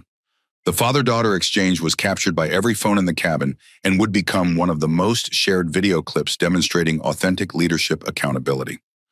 Dr. Sophia Bennett stood and addressed the cabin. "Mr. Fernandez, while I appreciate your immediate response to this incident, authentic accountability requires structural changes that prevent discrimination before it occurs, not just punishment after it's been documented." Miguel nodded respectfully. "Dr. Bennett, you're absolutely right. That's why I'm announcing comprehensive policy changes that will be implemented across our entire airline system within 30 days. He pulled out his phone and began reading from notes his crisis team was updating in real time. Effective immediately, any seating dispute involving passengers of different races will require captain approval and corporate oversight before any accommodation is considered. The first-class cabin began applauding, but Miguel raised his hand to indicate he wasn't finished. All customer service employees will complete 40 hours of bias prevention training designed by civil rights organizations, not corporate consultants seeking to minimize liability. More applause. But Miguel continued. "We're establishing an Office of Passenger Civil Rights, completely independent from customer service operations, reporting directly to my office and staffed by experienced civil rights attorneys." The thoroughness of immediate reform demonstrated this wasn't performative damage control, it was genuine institutional transformation. Additionally, Miguel announced, "We're implementing the Isabella Protocol's comprehensive passenger protection measures named after my daughter, requiring supervisory approval and video documentation for any passenger removal request." Isabella's eyes widened with wonder. "Daddy, my name is going to help protect other kids on airplanes." "Yes, sweetheart. Your courage today will make flying safer and more fair for every child who comes after you." Captain Rodriguez's voice came over the intercom. "Ladies and gentlemen, as captain of this flight, I want to personally apologize for the discrimination you witnessed. The behavior of our crew members was unacceptable and does not represent the values we aspire to uphold. Mr. Fernandez and Dr. Bennett have shown us what moral leadership looks like under pressure." Rachel Martinez whispered to her 325,000 viewers, "This is unprecedented, y'all. We're watching a CEO publicly acknowledge systematic racism in his company and announce immediate policy changes to fix it. We watched an 8-year-old girl's dignity become the foundation for industry transformation." Miguel's phone buzzed with updates from his crisis management team. "Ladies and gentlemen, I'm receiving reports that our corporate response has triggered positive reactions from civil rights organizations, federal transportation authorities, and passenger advocacy groups. Your witnessing and documentation of this incident has created accountability that extends far beyond one family's experience." He looked directly into the recording phones. "To everyone watching these live streams, discrimination persists in transportation, hospitality, healthcare, and countless other industries. But today proved that comprehensive documentation and immediate accountability can create rapid institutional change." Isabella stood on her seat so everyone could see her clearly. "I want to say something too," she announced with 8-year-old seriousness. The cabin fell silent as passengers and live stream audiences waited for wisdom from the child who had sparked this transformation. Today was really scary and sad when people were mean to me and Auntie Sophia, but it taught me something important when bad things happen. You can choose to use them to help other people or to just be angry. I want to help other kids so they don't have to feel scared like I did. The moral lesson from an 8-year-old sent comment sections across all platforms into emotional overdrive. This baby is teaching adults about resilience. Isabella for President 2044. How is she only 8 years old with this wisdom? I'm crying happy tears watching this transformation. One child's courage changed an entire industry. As the aircraft continued toward Los Angeles, passengers understood they had witnessed something extraordinary, a moment when moral courage met corporate accountability, creating lasting change that would protect countless future travelers from the discrimination Isabella had faced with such remarkable grace. Have you ever seen how one family's dignity can become a blueprint for institutional justice? Parrotweed 5 Systemic Transformation by 11:47 p.m. Eastern Time, less than 6 hours after Flight 892's departure. Skyline Airlines' corporate headquarters had transformed into a war room, operating with unprecedented intensity. Miguel Fernandez's red-eye return flight would land at 3:22 a.m., but the transformation was already underway through emergency executive sessions conducted via secure video conference across 4 time zones. The viral impact demanded immediate response. Hashtag Flight 892 had generated 4.7 million social media interactions. The combined live streams had reached 8.2 million views. CNN, MSNBC, ABC, and international outlets including BBC and Reuters had run segments about the discrimination incident. The story was trending in 17 countries.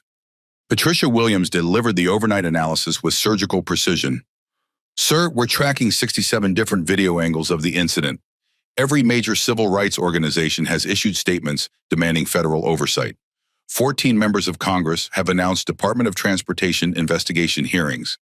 The ACLU has filed preliminary federal discrimination complaints. Miguel reviewed the data from his private aircraft with the same strategic focus he'd applied to building the airline 23 years earlier. Stock market impact.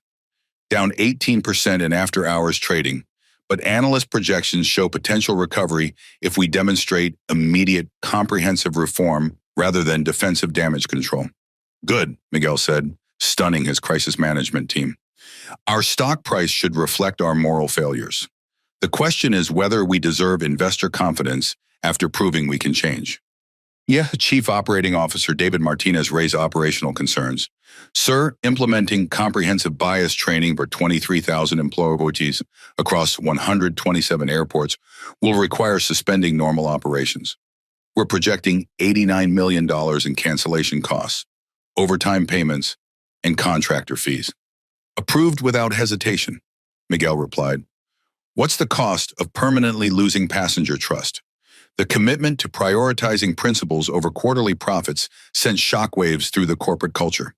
This wasn't typical crisis management. It was moral leadership that put human dignity ahead of financial convenience. Furthermore, Miguel announced, we're restructuring our entire complaints system. Dr. Isabella Rodriguez from the Civil Rights Institute will design protocols ensuring discrimination complaints receive federal-level investigation standards. Legal counsel Robert Chen expressed concerns. Sir, involving external civil rights organizations in internal complaints creates regulatory exposure and litigation risks. Robert, Miguel interrupted. Our current system created viral discrimination against my daughter. External oversight prevents internal bias that enabled this crisis. Human Resources Director Janet Kim presented implementation timelines. Sir, comprehensive bias elimination training will require 40 hours per employee. Total estimated cost, $127 million, including wages, materials, and operational disruptions during training periods. Approved, Miguel said immediately. Schedule emergency board meetings for tomorrow. Every director will review the Flight 892 videos and explain how we prevent future incidents. The board meeting requirement was unprecedented. Corporate directors would be required to watch their company's moral failure and take personal responsibility for cultural transformation. Patricia Williams monitored real-time social media response. Sir, public reaction to your immediate accountability is overwhelmingly positive. Hashtag Isabella, protocols is trending with support for the new policies. Passengers are sharing stories of discrimination they have experienced and praising your transparency. The irony wasn't lost on anyone. Miguel's company was receiving praise for acknowledging problems that shouldn't have existed in the first place. Employee response across our workforce, Miguel asked. Janet Kim reported mixed but generally supportive reactions. Approximately 82% supportive of changes, 11% concerned about operational impacts, 7% resistant to mandatory bias training. Document the 7% resistance for additional intervention, Miguel ordered. Anyone unwilling to treat passengers with equal dignity shouldn't work in customer service. The message was clear: cultural transformation wasn't optional for employees who wanted to remain with Skyline Airlines. Miguel's phone buzzed with a text from Dr. Sophia Bennett. Isabella asked if the airplane changes you're making will help other children feel safe when they travel. She wants to know if her scary experience might prevent other kids from being scared. The message reminded everyone why comprehensive reform was necessary. This wasn't about corporate reputation or stock recovery. It was about ensuring no other child experienced what Isabella had endured. Chief Technology Officer Mark Rodriguez, Miguel announced during the video conference. Implement comprehensive bias monitoring systems within 30 days. AI-powered audio and video analysis in all customer service areas, with automatic flagging of discriminatory language for immediate supervisor review. Understood, sir. We can have prototype systems operational within 2 weeks. Excellent. And ensure monitoring includes supervisory staff themselves. Bias exists at every organizational level. The systematic approach to discrimination prevention was becoming the most comprehensive transformation in airline industry history. Patricia Williams coordinated with media outlets as positive coverage began balancing initial criticism. Sir, we're receiving interview requests from 60 Minutes, CNN, and the New York Times. They want to document the transformation process as a model for other corporations. Accept them all, Miguel decided. Transparency builds trust. We'll demonstrate change through action, not just press releases. The media strategy was risky but authentic. Allowing journalists to examine the reform process would provide accountability for following through on public commitments. Final item, Miguel announced as his aircraft began descent into Miami. Establish the Isabella Rodriguez Scholarship Fund for Civil Rights Education. $10 million annually to support students studying discrimination prevention and social justice advocacy. The scholarship fund would ensure Isabella's impact extended beyond corporate policy into educational advancement for future civil rights leaders. Sir, Patricia asked, should we announce the scholarship as part of our public response? No. Miguel replied firmly. That's not corporate public relations. That's personal commitment to ensuring Isabella's courage creates lasting positive change. We'll fund it quietly and let the results speak for themselves. By dawn, Skyline Airlines had implemented the most comprehensive anti-discrimination transformation in transportation industry history, sparked by one 8-year-old girl's refusal to accept injustice as normal and one father's determination to protect every child who would fly after his daughter. Have you ever seen a moment when corporate crisis became an opportunity for authentic moral leadership? Legal and professional consequences. The legal ramifications cascaded through the aviation industry with the speed and force of a federal investigation backed by incontrovertible video evidence. What had started as routine customer service discrimination had evolved into a landmark civil rights case that would reshape employment law and corporate accountability standards. David Kim discovered within 48 hours that his aviation career had ended permanently and publicly. The Federal Aviation Administration opened formal review proceedings of his conduct, while the Department of Transportation flagged his personnel record with civil rights violations that made him unemployable across the entire transportation industry. His union representative, Sarah Martinez, delivered devastating news during their emergency meeting. David, I've contacted every major airline, regional carrier, cruise line, and transportation company in North America. None will consider your application. The Flight 892 videos are permanently attached to your employment profile in industry databases. The viral nature of his discriminatory decision-making had created an employment blacklist that transcended traditional industry boundaries. Video evidence of racial bias made him a legal liability no company would accept. Jessica Martinez faced identical consequences with additional professional licensing complications. Her flight attendant certification came under Federal Aviation Administration review for conduct violating passenger protection protocols designed to ensure equal treatment for all travelers. The FAA's investigation letter stated clearly, discriminatory passenger treatment constitutes violation of federal aviation safety regulations, requiring crew members to provide equal protection and service to all ticketed passengers regardless of race, ethnicity, or socioeconomic status. Her appeal of the certification suspension was complicated by video evidence that had been submitted to federal civil rights investigators, creating permanent documentation of bias that no administrative review could ignore or excuse. Miranda Coleman's consequences extended far beyond airline bans into comprehensive professional destruction. Coleman Financial Services received over 4,800 client complaints and withdrawal requests after the discrimination videos reached financial industry networks. Her employer, Martinez Investment Group, convened emergency board sessions to address the public relations catastrophe. Senior partner Robert Martinez delivered the unanimous decision, Miranda, your conduct on Flight 892 demonstrates values fundamentally incompatible with our firm's commitment to diversity, inclusion, and ethical client representation. We're terminating your partnership effective immediately. The professional impact accelerated as FINRA Financial Industry Regulatory Authority opened investigation proceedings following formal complaints from civil rights organizations. Her Series 7 and Series 66 securities licenses faced potential permanent revocation based on video evidence of discriminatory behavior that violated industry ethics standards. Client asset withdrawals exceeded $47 million within 1 week as investors moved their portfolios to firms whose partners hadn't been documented practicing racial discrimination against children. Tyler Coleman's private school, Westfield Academy, implemented emergency protocols to address the educational implications of his public racist behavior.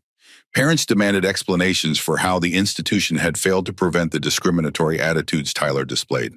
Principal Jennifer Davis announced comprehensive curriculum changes. The behavior exhibited by one of our students reflects systemic educational failures. We must address immediately. We're implementing mandatory bias education, enhanced cultural competency requirements, and revised disciplinary policies for discriminatory conduct. Tyler entered individual counseling designed to address the prejudicial worldview his family had cultivated, while the school developed new programs to prevent other students from developing similar racist attitudes. Dr. Sophia Bennett leveraged her experience into national civil rights advocacy leadership. The American Medical Association invited her to chair their new Committee on Healthcare Accessibility and Transportation Equity. Recognizing that discrimination in transportation systems created barriers to medical care for minority families, her congressional testimony was scheduled for the following month, where she would present comprehensive evidence about systematic bias in airline customer service and recommend federal legislation requiring mandatory civil rights training for all transportation industry employees. The Department of Transportation opened formal investigation into Skyline Airlines' customer service practices, with particular focus on racial disparities in passenger treatment and complaint resolution. DIOT's Office of Aviation Consumer Protection assigned dedicated investigators to review historical patterns and identify institutional discrimination indicators. Federal oversight created accountability mechanisms extending beyond Skyline to all major carriers. Airlines received notification that DOT would monitor social media for discrimination incidents and investigate viral customer service failures with enhanced scrutiny and potential regulatory consequences. The NAACP announced comprehensive federal litigation against Skyline Airlines for Civil Rights Act violations, but Miguel Fernandez's immediate accountability measures led to settlement negotiations rather than protracted court battles. Settlement terms became industry standards: $750,000 compensation to Isabella and Sophia Bennett, to $1 million funding for transportation civil rights education programs, an agreement to 3 years of federal monitoring for all customer service practices. Legal precedents from Flight 892 were incorporated into federal transportation regulation. The Isabella protocols became mandatory requirements for all commercial airlines, requiring supervisory approval and documentation for any passenger removal involving potential discrimination.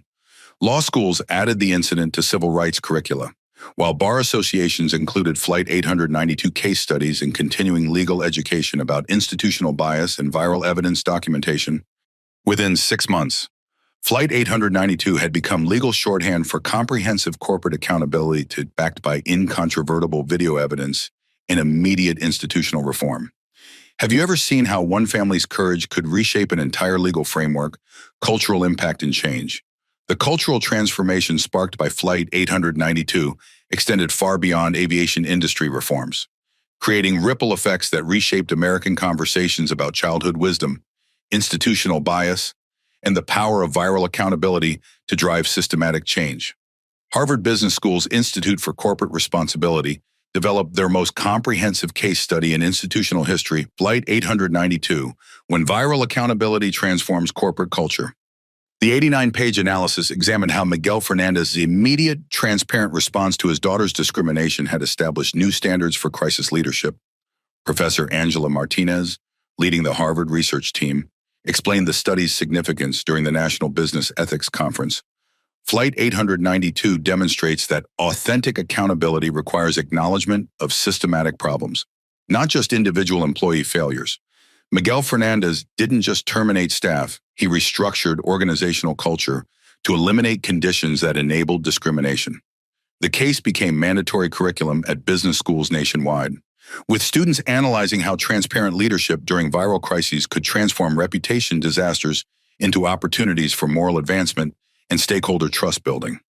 Elementary schools across America incorporated Isabella's story into character education programs that reached over 3 million students. The Isabella lessons taught children about maintaining dignity under pressure, asking important questions when adults make unfair decisions, and understanding that age doesn't determine moral authority. Roosevelt Elementary in Detroit created a week-long program called Wisdom Comes in All Sizes, featuring Isabella's responses alongside historical examples of children who challenged adult injustices with remarkable courage and clarity. Principal Marcus Johnson explained the program's impact. Students learned that moral authority isn't determined by age or size.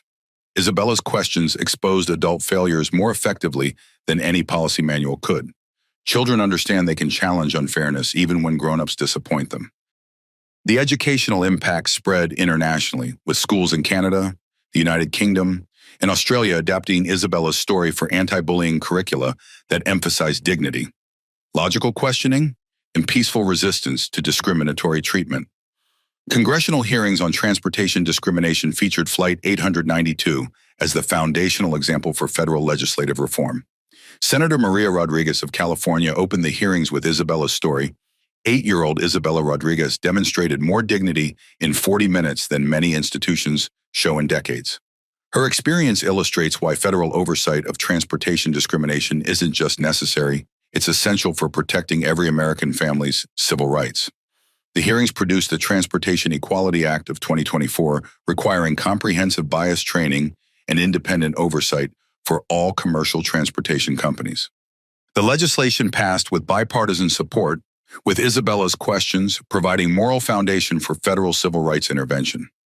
Religious organizations across denominational boundaries used Flight 892 as a teaching example of grace under persecution and forgiveness transcending hatred. The National Council of Churches, Islamic Society of North America, and Jewish Federations of North America all incorporated Isabella's story into interfaith dialogue programs. Rabbi Sarah Goldstein of Beth Shalom Synagogue delivered a widely shared sermon titled Learning from Isabella, When Children Lead Adults to Justice, emphasizing how Isabella's responses exemplified religious values of compassion, moral courage, and redemptive love conquering prejudice.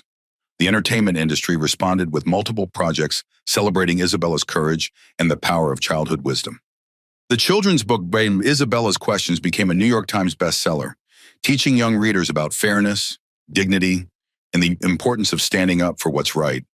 Netflix greenlit production of Turbulence, the Isabella Rodriguez story, focusing on how one family's experience sparked national conversations about institutional bias in corporate America and the transformative power of authentic accountability.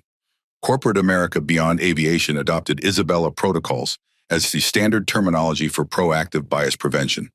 Fortune 500 companies implemented customer service training specifically designed to prevent discrimination before it occurred rather than responding after viral incidents exposed institutional failures. Technology companies, including Google, Microsoft, and Amazon integrated Flight 892 case studies into their diversity and inclusion programs, demonstrating how Miguel Fernandez's immediate accountability had become the gold standard for corporate crisis leadership.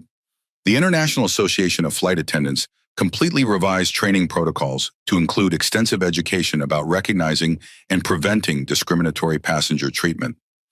Isabella's questions became central elements in professional development programs for aviation workers worldwide.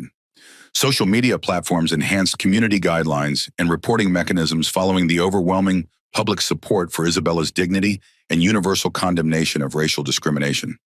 The incident demonstrated how platforms could amplify civil rights advocacy when users united behind justice. Mental health professionals documented the positive psychological impact of witnessing institutional discrimination addressed with immediate, comprehensive accountability. Dr. Jennifer Martinez, specializing in childhood resilience, published research showing that children who learned about Isabella's story demonstrated increased confidence in reporting unfair treatment. Isabella's example teaches children that their voices matter and that adult authority figures can be held accountable for discriminatory behavior. Dr. Martinez explained, "This knowledge helps children develop self-advocacy skills and resilience against bias." The story's international influence reached European Union transportation policy, with Isabella's case referenced in new anti-discrimination guidelines for member nations. The European Parliament cited Flight 892 when implementing comprehensive bias prevention requirements for all transportation industry employees. Universities worldwide established scholarship programs honoring Isabella's courage. The Isabella Rodriguez Civil Rights Scholars Program provided funding for students studying discrimination prevention, social justice advocacy, and ethical leadership in corporate settings. 1 year after Flight 892, Isabella's questions had become cultural shorthand for the power of innocent inquiry to expose institutional corruption. Her 8-year-old wisdom had transformed how society discussed childhood authority, moral courage, and the possibility of creating fairness through persistent, dignified resistance to discrimination. Have you ever seen how one child's dignity can become a foundation for global conversations about justice? Personal transformations. The personal transformations triggered by Flight 892 created lasting changes in individual lives that extended far beyond policy reforms and legal precedents.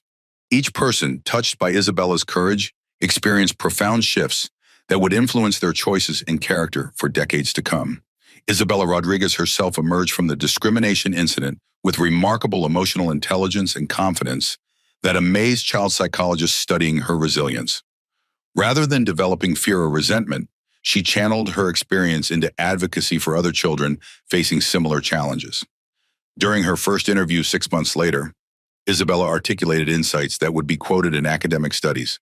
"Sometimes mean things happen to teach us how to be stronger helpers for other people. I learned that asking good questions can help grown-ups remember how to be fair when they forget." Her elementary school reported that Isabella had become a natural mediator for playground conflicts, helping classmates resolve disputes with empathy and logical reasoning that reflected wisdom beyond her years. Dr. Sophia Bennett transformed her medical career into comprehensive civil rights advocacy that reached far beyond aviation discrimination. She established the Dignity in Healthcare Initiative, training medical professionals to recognize and eliminate bias in patient treatment across racial, economic, and cultural lines. Flight 892 taught me that protecting one child's dignity can create ripple effects that protect thousands of others. Bennett explained during her keynote address at the National Medical Association Conference. Isabella's courage inspired systematic changes that extend from airplane cabins to hospital rooms. Her advocacy work influenced federal healthcare policy, with the Department of Health and Human Services implementing bias training requirements for all medical facilities receiving federal funding. Miguel Fernandez discovered that his public accountability during the crisis had fundamentally transformed his relationship with both his daughter and his understanding of authentic leadership. Their bond deepened as Isabella learned her father would sacrifice corporate convenience to protect her dignity and the dignity of all children. Before Flight 892, I thought successful leadership meant making profitable decisions. Miguel reflected during his Harvard Business School commencement address. Isabella taught me that authentic leadership means making principled decisions, especially when they're costly. His parenting philosophy evolved to emphasize teaching Isabella about using privilege and resources to protect others facing discrimination. Their weekly conversations included discussions about fairness, justice, and the responsibility that comes with having power to create positive change. Tyler Coleman's transformation proved perhaps the most dramatic and hopeful outcome. The 11-year-old who had casually suggested filing false reports against innocent people began a journey of education and moral development that would define his character. Through intensive counseling and bias education programs, Tyler gradually understood how his family's prejudices had shaped his worldview. His therapist, Dr. Robert Martinez, documented significant progress. Tyler is learning to question inherited assumptions rather than accepting them as truth. 1 year after Flight 892, wrote a heartfelt letter to Isabella that demonstrated genuine transformation. Dear Isabella, I've been learning about how wrong I was on the airplane. My counselor helped me understand that being mean to people because they look different is never okay. I'm sorry I tried to take your seat and said hurtful things. I hope someday I can be as brave and kind as you were that day. Miranda Coleman faced the most challenging personal transformation, as her professional destruction forced her to confront the prejudicial attitudes that had driven her discrimination against Isabella. Court-ordered community service placed her in environments that challenged every assumption she'd held about race, class, and human worth. Volunteering at the Miami Community Center in Overtown, Miranda slowly developed relationships with families whose experiences contradicted her previous worldview. Her supervisor, community organizer Angela Washington, noted gradual but meaningful change. Miranda arrived with the attitude of someone fulfilling a punishment. Over months, she's developed genuine relationships and understanding of her own privilege. The transformation wasn't immediate or easy. Miranda lost her house, her social circle, and her professional identity. But working alongside families who welcomed her, despite knowing about Flight 892, taught her about forgiveness and the possibility of redemption through authentic behavioral change. Rachel Martinez leveraged her viral documentation into a career in civil rights journalism that would influence media coverage of discrimination incidents nationwide. Her Flight 892 coverage earned prestigious internships with CNN and The Washington Post, where she specialized in documenting bias and institutional accountability. Isabella's story taught me that journalism isn't just about recording events, it's about creating accountability for injustice. Rachel explained during her UCLA graduation speech, sometimes a phone camera becomes the most powerful tool for social change. Her senior thesis, Viral Justice: How Social Media Documentation Transforms Civil Rights Enforcement, was published by the Columbia Journalism Review and became required reading in journalism schools nationwide. Marcus Williams transformed his TikTok platform from entertainment to education, creating content that helped viewers recognize and respond to discrimination in their own environments. His account became a resource for teaching bias recognition and corporate accountability. Flight 892 showed me that social media can be a force for justice when we use it to amplify truth instead of just seeking entertainment. Marcus explained to his 2.3 million followers. The flight attendants and customer service workers who had remained silent during Isabella's humiliation reported lasting guilt that motivated them to speak up in future situations. Many sought additional bias training and became advocates for passenger civil rights within their own organizations. Captain James Rodriguez became a vocal advocate for comprehensive bias training in aviation, using Isabella's experience to teach crew members about recognizing and addressing discrimination before it escalated to removal situations. Even passengers who had witnessed the discrimination without intervening reported lasting impact that changed their responses to future injustices. Business traveler Jennifer Kim later testified before Congress about the importance of bystander intervention training. Watching 8-year-old Isabella stand up for herself while adults remained silent taught me that moral courage is a choice available to everyone.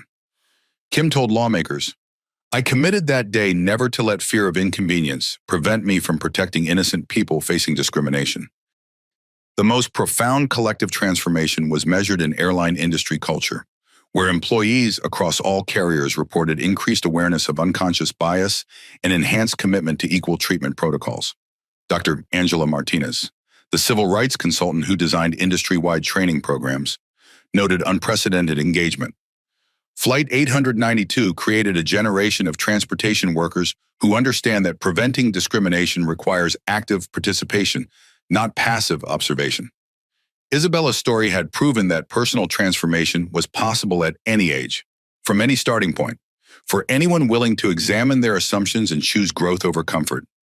Her 8-year-old wisdom had inspired an entire industry to become better versions of themselves. Have you ever seen how one child's courage can inspire a community to transform their hearts and actions? The ripple effect. The ripple effect from Flight 892 transcended national boundaries, creating a global conversation about childhood dignity, institutional accountability, and the power of viral documentation to drive comprehensive social reform across industries and international legal systems. The European Union Parliament cited Isabella's case during legislative sessions, drafting new transportation discrimination guidelines for member nations. European Commissioner for Justice Maria Santos referenced Flight 892 extensively. The moral courage demonstrated by 8-year-old Isabella Rodriguez proves why we need universal anti-discrimination protocols across all transportation systems serving European citizens. The EU's resulting legislation required comprehensive bias training for customer service employees in all transportation sectors, with specific protocols protecting children from discriminatory treatment. Isabella's dignity under pressure had influenced civil rights protections for millions of European travelers. Canadian Airlines voluntarily adopted the Isabella protocols, following sustained public pressure from civil rights organizations inspired by her story. Air Canada, WestJet, and Porter Airlines implemented comprehensive bias prevention programs and independent oversight offices for discrimination complaints. Transport Canada announced regulatory review of passenger rights protections, specifically citing Flight 892 as evidence for enhanced federal oversight of customer service practices that had historically disadvantaged minority families. The United Nations Human Rights Council invited Dr. Sophia Bennett to address their session on discrimination in commercial services. Her testimony about Isabella's experience became part of international human rights documentation, influencing global conversations about protecting children from institutional bias. Isabella Rodriguez's professional response to racial discrimination created accountability mechanisms that extend far beyond American aviation, noted UN Human Rights Commissioner Dr. Amara Okafor. Her story demonstrates how individual dignity can trigger systematic reform protecting vulnerable populations worldwide. Australian Parliament members referenced Flight 892 during debates about airline passenger protection legislation. The incident became a case study in Australian business schools and civil rights education programs, demonstrating how viral accountability could accelerate institutional change that traditional advocacy had struggled to achieve. The International Air Transport Association, IATA, representing 300 airlines globally, established new passenger rights guidelines directly inspired by Isabella's experience. IATA Director General Maria Rodriguez announced, Flight 892 reminded the international aviation industry that our fundamental mission is serving all passengers with equal dignity, regardless of race, age, or economic status. The ripple effect reached academic institutions across multiple disciplines worldwide. Sociology professors incorporated Isabella's story into studies of microaggressions and childhood resilience. Psychology programs examined her responses as examples of emotional intelligence under extreme pressure. Political science courses analyzed how viral incidents influence policy development and corporate accountability. Harvard Medical School developed the Isabella Standard Curriculum module for medical students, teaching healthcare providers to recognize and eliminate bias in patient treatment. Dr. Bennett's advocacy work had expanded from transportation discrimination to comprehensive healthcare civil rights protection. Corporate diversity training programs across industries adopted Flight 892 as their primary case study. Companies in retail, hospitality, banking, healthcare, and technology used Isabella's questions to help employees recognize unconscious bias and understand consequences of discriminatory customer service. Microsoft, Google, Apple, and Amazon referenced Flight 892 in their internal bias prevention programs, demonstrating how technology companies learn from aviation industry failures to improve their own workplace cultures and customer service standards. The entertainment industry's cultural impact created lasting influence through multiple mediums. The Broadway musical Turbulence debuted 2 years after Flight 892, using Isabella's story to explore themes of childhood courage, family protection, and institutional transformation through individual moral clarity. The production donated proceeds to civil rights education programs, extending Isabella's impact into arts advocacy and cultural conversation about dignity, justice, and the power of maintaining composure under discriminatory pressure. Religious organizations worldwide incorporated Flight 892 into educational programs about moral courage, forgiveness, and social justice. The Vatican's Commission for Religious Relations cited Isabella's responses as an example of how children often demonstrate spiritual wisdom that challenges adult moral failures. Educational institutions created scholarship programs honoring Isabella's courage. The Isabella Rodriguez Scholarship for Civil Rights Leadership provided funding for students studying discrimination prevention and social justice advocacy, with recipients committing to careers protecting vulnerable populations from institutional bias. Mental health professionals reported that Isabella's story had therapeutic value for families experiencing discrimination. Child psychologists used her example to help young patients understand that experiencing bias didn't reflect their personal worth, and that standing up for themselves was both possible and morally necessary. Technology sector innovations included bias detection software inspired by Flight 892's viral documentation. Artificial intelligence programs designed to identify discriminatory language in customer service interactions were trained using transcripts from Isabella's experience and similar incidents. Social media platforms enhanced their community guidelines and harassment reporting mechanisms following the overwhelming public support for Isabella and universal condemnation of the discrimination she faced. The incident demonstrated how platforms could amplify civil rights advocacy when users united behind protecting vulnerable individuals. International civil rights organizations established the Flight 892 protocol for documenting and responding to viral discrimination incidents. The framework provided methodologies for transforming individual experiences of bias into catalysts for systematic institutional change. 2 years after the incident, Flight 892 had become global shorthand for comprehensive accountability and the transformative power of maintaining dignity under pressure. Isabella's 8-year-old wisdom had influenced international law, corporate culture, educational curricula, and social movements worldwide. Her questions on that Miami aircraft had sparked changes protecting millions of travelers, students, patients, and customers from the discrimination she had faced with such remarkable grace and moral clarity. Have you ever witnessed how one moment of childhood wisdom can reshape global understanding of justice and institutional responsibility? Parrot Week 6, Emotional Resolution. 6 months after Flight 892, Isabella Rodriguez walked through the halls of her new elementary school in Los Angeles with a confidence that teachers, students, and parents noticed immediately. The family had relocated from Miami when Miguel decided his daughter should grow up surrounded by extended family support, close to the grandparents she had been traveling to visit on that transformative flight. Lincoln Elementary in Pasadena had welcomed the Rodriguez family with extraordinary warmth. Fully aware of Isabella's story and the remarkable wisdom she had demonstrated during her experience with discrimination, today was special Isabella's first time addressing a school assembly about courage, fairness, and the power of asking the right questions when adults make wrong decisions. "Are you nervous, sweet pea?" Sophia Bennett asked as they walked toward the auditorium. She had also moved to California, accepting the position of Chief of Emergency Medicine at Cedars-Sinai while expanding her civil rights advocacy work into healthcare settings. Isabella considered the question with the same thoughtful seriousness she'd shown during the airplane confrontation. "A little bit nervous, but mostly excited. I want other kids to know that their voices matter even when grown-ups forget to listen to them." The auditorium filled with 450 students from kindergarten through 6th grade, along with teachers, parents, and community members who had heard about Isabella's presentation. News outlets had requested filming permission, but Miguel had declined. This moment belonged to the children, not to media documentation. Principal Jennifer Martinez introduced Isabella with words that reflected how profoundly the 9-year-old had influenced adult understanding of childhood moral authority.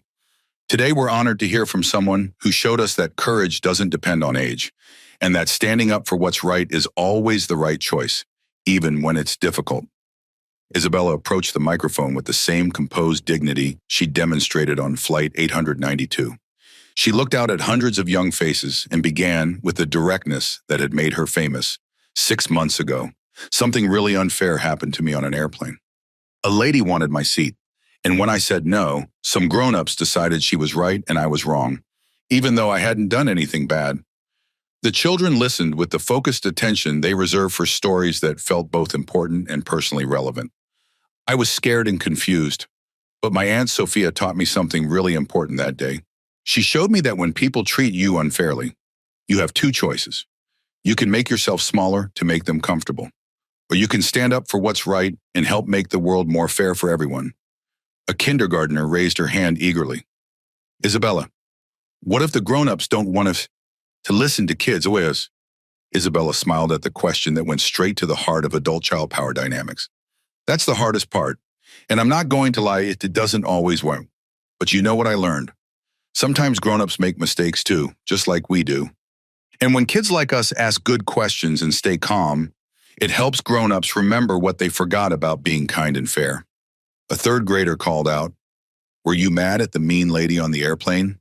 Isabella paused, considering her response with the careful thought that had characterized all her public statements.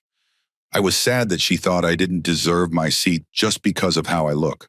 But my dad taught me that being angry at people who are mean doesn't help anyone learn to be better.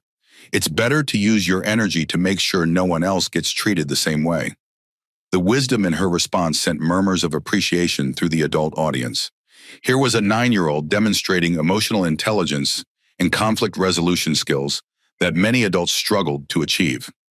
So what I want you to remember, Isabella continued, her voice carrying clearly across the auditorium, is that every single one of you matters.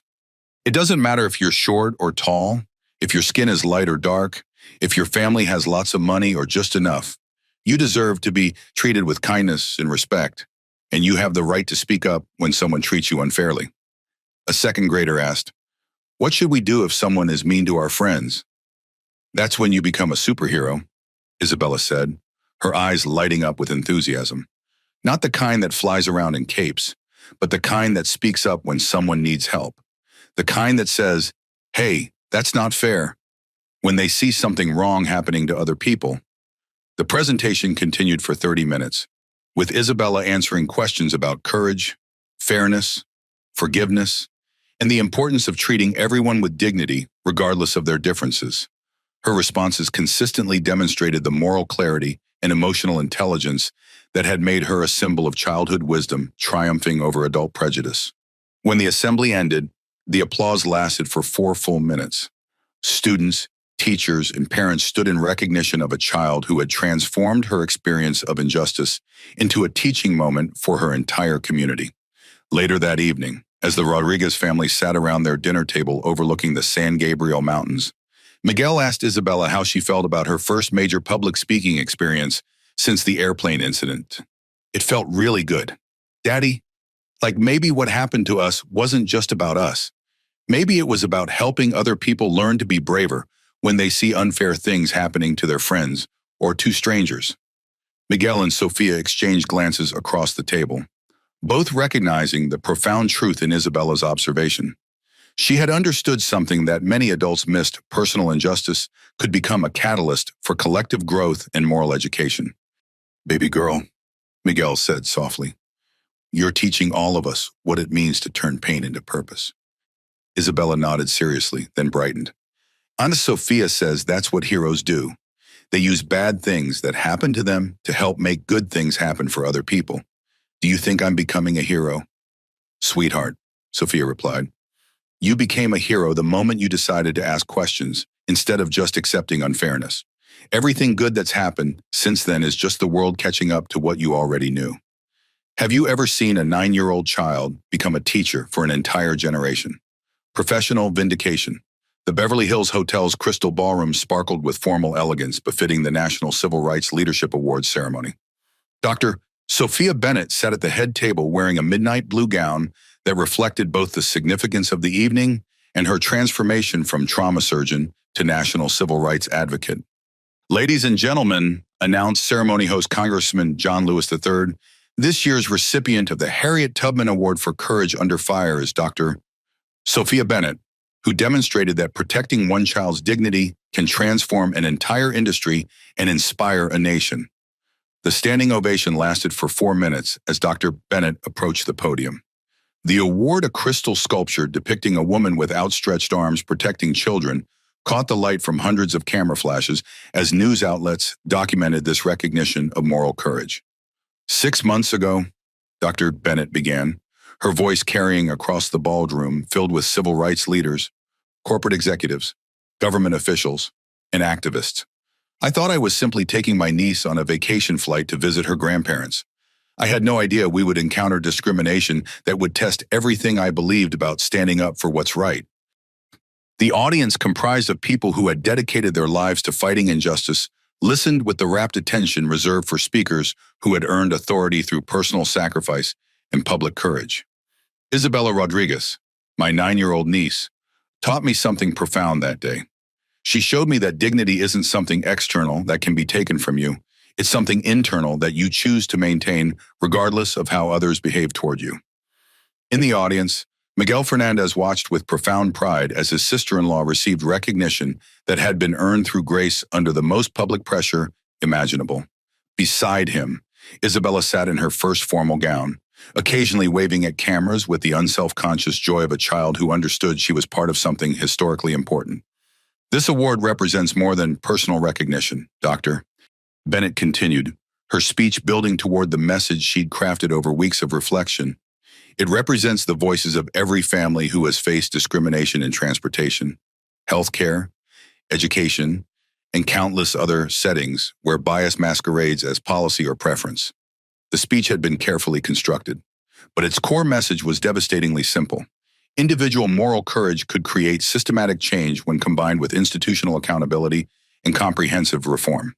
Miguel Fernandez demonstrated that authentic corporate leadership means taking immediate responsibility for failures and implementing comprehensive solutions rather than offering superficial apologies followed by minimal change.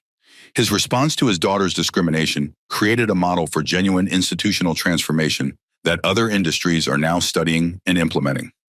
And the applause was specifically directed at Miguel, whose immediate accountability during the Flight 892 crisis had earned respect across political affiliations, industry boundaries, and cultural divides. But I want to be absolutely clear about something, Dr. Bennett said, her voice rising with passionate conviction. The real hero of Flight 892 was Isabella Rodriguez herself, a 9-year-old girl who asked the right questions, maintained her composure under extreme pressure, and showed all of us what dignity looks like in the face of institutional injustice. Isabella smiled and gave a small wave, her natural confidence enhanced by 9 months of public recognition and speaking engagements that had taught her to embrace positive attention while maintaining humility. Isabella's questions during that flight exposed the moral bankruptcy of discrimination more effectively than any legal argument, policy analysis, or corporate training program could achieve. When she asked, "Why do you think you deserve my seat more than I do?" she challenged every assumption about privilege, hierarchy, and human worth that underlies systematic bias. The audience responded with another sustained ovation, this one directed specifically at Isabella, who stood and curtsied with theatrical flair that demonstrated her comfort with public attention. Dr. Bennett's acceptance speech concluded with a challenge that would be quoted in civil rights literature for decades. Every day, each of us faces moments where we can choose between comfort and courage, between silence and solidarity, between accepting injustice and demanding dignity. Isabella Rodriguez chose courage when it would have been easier to choose compliance. The question is, what will you choose when your moment comes? The ceremony's aftermath included interviews with major news outlets, photographs with civil rights legends, and conversations with corporate executives who wanted to understand how the Skyline model of crisis accountability could be applied to their own organizations. But the most meaningful moment came during the drive home to Pasadena, when Isabella asked her aunt, "Does winning awards mean you helped lots of people feel safer? It means people noticed that we tried to help." Bennett replied, "But the real reward is knowing that other kids might not have to go through what you experienced, and that families facing discrimination now have better protections and support." Isabella nodded seriously. "Then it was worth all the scary parts. All of it." Have you ever seen how one family's courage can inspire an entire nation to choose justice over convenience? The legacy moment, 2 years after Flight 892. Isabella Rodriguez found herself once again in an airport terminal, but this time the circumstances were completely transformed. She and Dr. Bennett were flying to Washington, D.C., where Isabella had been invited to speak at the Congressional Children's Civil Rights Summit about courage, dignity, and the power of young voices in social justice advocacy. United Airlines Flight 1847 was boarding at Los Angeles International's Terminal 7, Gate 73. As they approached the boarding area, Isabella noticed something that made her pause with concern. A young Latino boy, about 7 years old, was crying while his grandmother spoke urgently with a gate agent in heavily accented English. "Excuse me," Isabella said politely to the gate agent, a middle-aged African-American woman whose name tag read Angela Martinez. "Is there something wrong? Maybe I can help." Angela looked surprised to be addressed by a 10-year-old passenger, but something about Isabella's composed manner and genuine concern made her take the question seriously. "Well, there's been a system error with seat assignments. This family's reservations were changed without notification. And now the grandmother and her grandson are separated. He's in a middle seat near the back while she's up in business class. The language barrier is making it difficult to explain the situation." Isabella listened carefully, then looked at the crying boy and his worried grandmother. She immediately recognized the family dynamics of travel discrimination she'd studied since her own experience, a non-English-speaking family being inconvenienced by computer errors that somehow always seemed to affect travelers who looked vulnerable or different. "Angela," Isabella said clearly, "I'm Isabella Rodriguez. You might remember the story about what happened to me on a Skyline Airlines flight 2 years ago." Angela's eyes widened with immediate recognition. Flight 892 had become legendary across the aviation industry, studied in every customer service training program and civil rights workshop in commercial aviation. "Oh my goodness," Angela breathed. "You're that Isabella, the little girl who stood up to discrimination and changed everything. Who learned that asking good questions can help grown-ups remember how to be fair," Isabella corrected gently. "And right now, I think you have a chance to show that airlines really have learned to treat all families with equal dignity and respect." The simple statement carried weight far beyond Isabella's 10 years. Here was a child who had become an international symbol of courage under pressure, offering a teachable moment rather than making demands or threatening consequences. Angela immediately pulled up her computer system. "You know what? Let me see what I can do about fixing this seating situation properly." Isabella continued her gentle intervention. "The little boy looks really scared about flying without his grandma. When families travel together, especially when there are language differences, sitting together helps everyone feel safer and more comfortable." Within 7 minutes, Angela had resolved the seating issue by moving other passengers and upgrading the family to adjacent seats in the business class section. More importantly, she had done so with the kind of customer service attention that treated the Latino family as valued passengers rather than inconvenient problems. The boy's grandmother, Carmen Valdez, approached Isabella with tears of gratitude. "Gracias, mija. Thank you so much. Sweet girl. You helped us when no one else would listen." Isabella smiled with the same grace she'd maintained during her own crisis. "Everyone deserves to feel welcome and safe when they travel. I just reminded the nice lady that helping families stay together is what good customer service looks like." As they boarded the aircraft, the flight crew who had been briefed about Isabella's presence treated the Rodriguez family with exceptional courtesy. But Isabella noticed something more significant. They were treating every passenger with the same level of dignity and professionalism.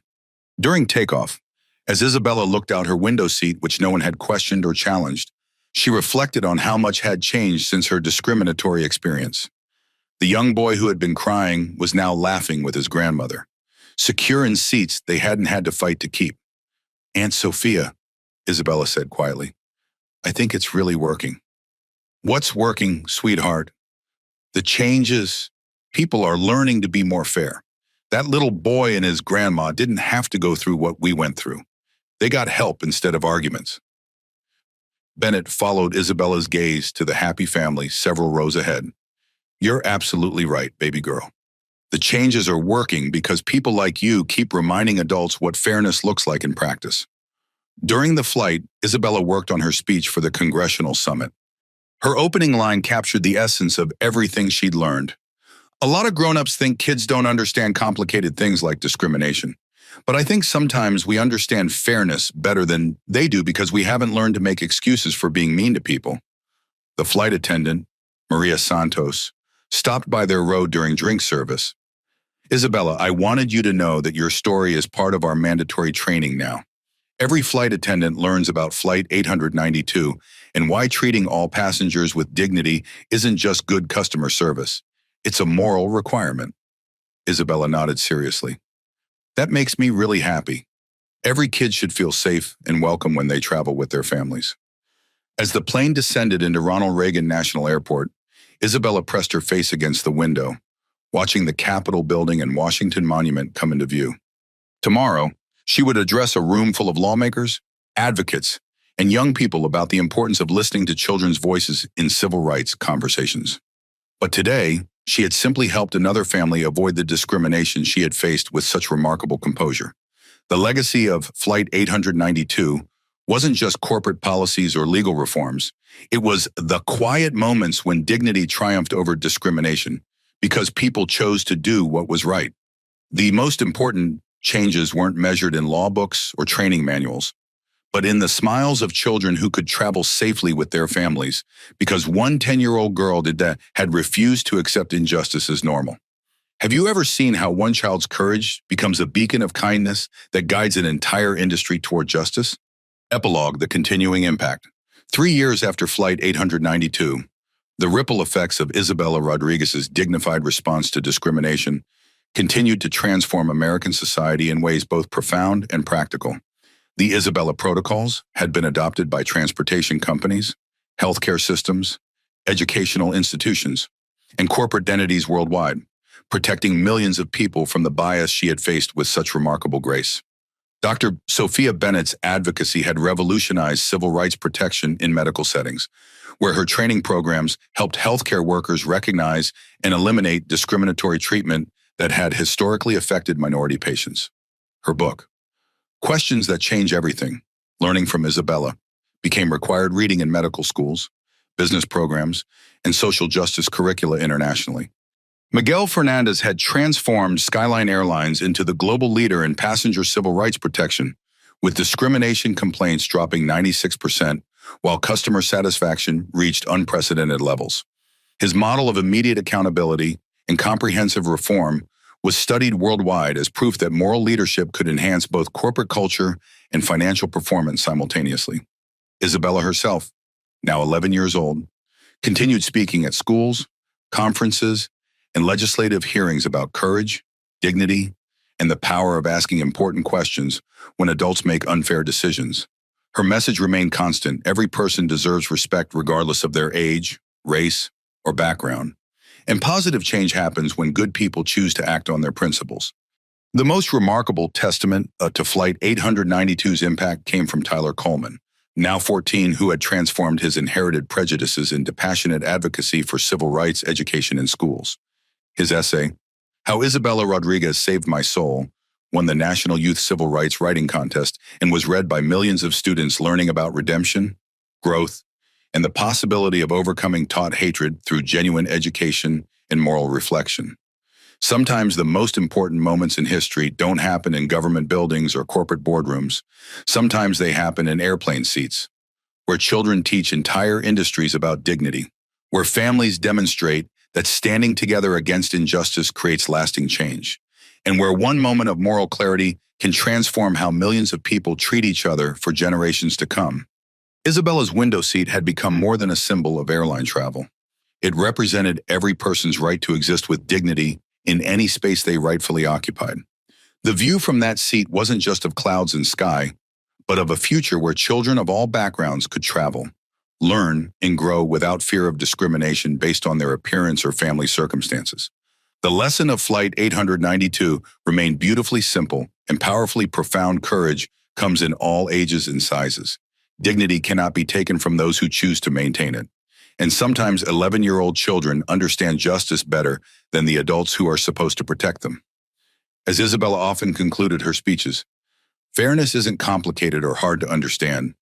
It just means treating everyone the way you'd want your own family to be treated. And that's something everyone can learn to do better, no matter how old they are or where they come from. The story of Flight 892 proved that individual moments of moral courage could indeed change the world, one dignified choice at a time, one question at a time, one child's wisdom at a time. If this story touched your heart and opened your eyes to the power of standing up for what's right, please hit that like button to show your support for dignity and justice. Your likes help this message reach more people who need to hear it. Subscribe to our channel and ring that notification bell to join our community of viewers committed to creating a world where everyone's worth is recognized, regardless of their age, race, or background. Share this video with someone who needs to see that courage comes in all sizes and that their voice matters. Whether it's a child facing bullying, a parent teaching their kids about fairness, or anyone who's ever felt powerless in the face of injustice, let them know their dignity is worth fighting for. Have you ever witnessed discrimination that needed to be challenged? Have you seen a moment when someone's courage changed everything? Drop your experiences in the comments below. Your stories matter and could inspire others to find their voice when it matters most. Thanks for watching. And remember, every voice matters. Every person deserves respect. And every act of courage, no matter how small, can create ripples of change that transform the world.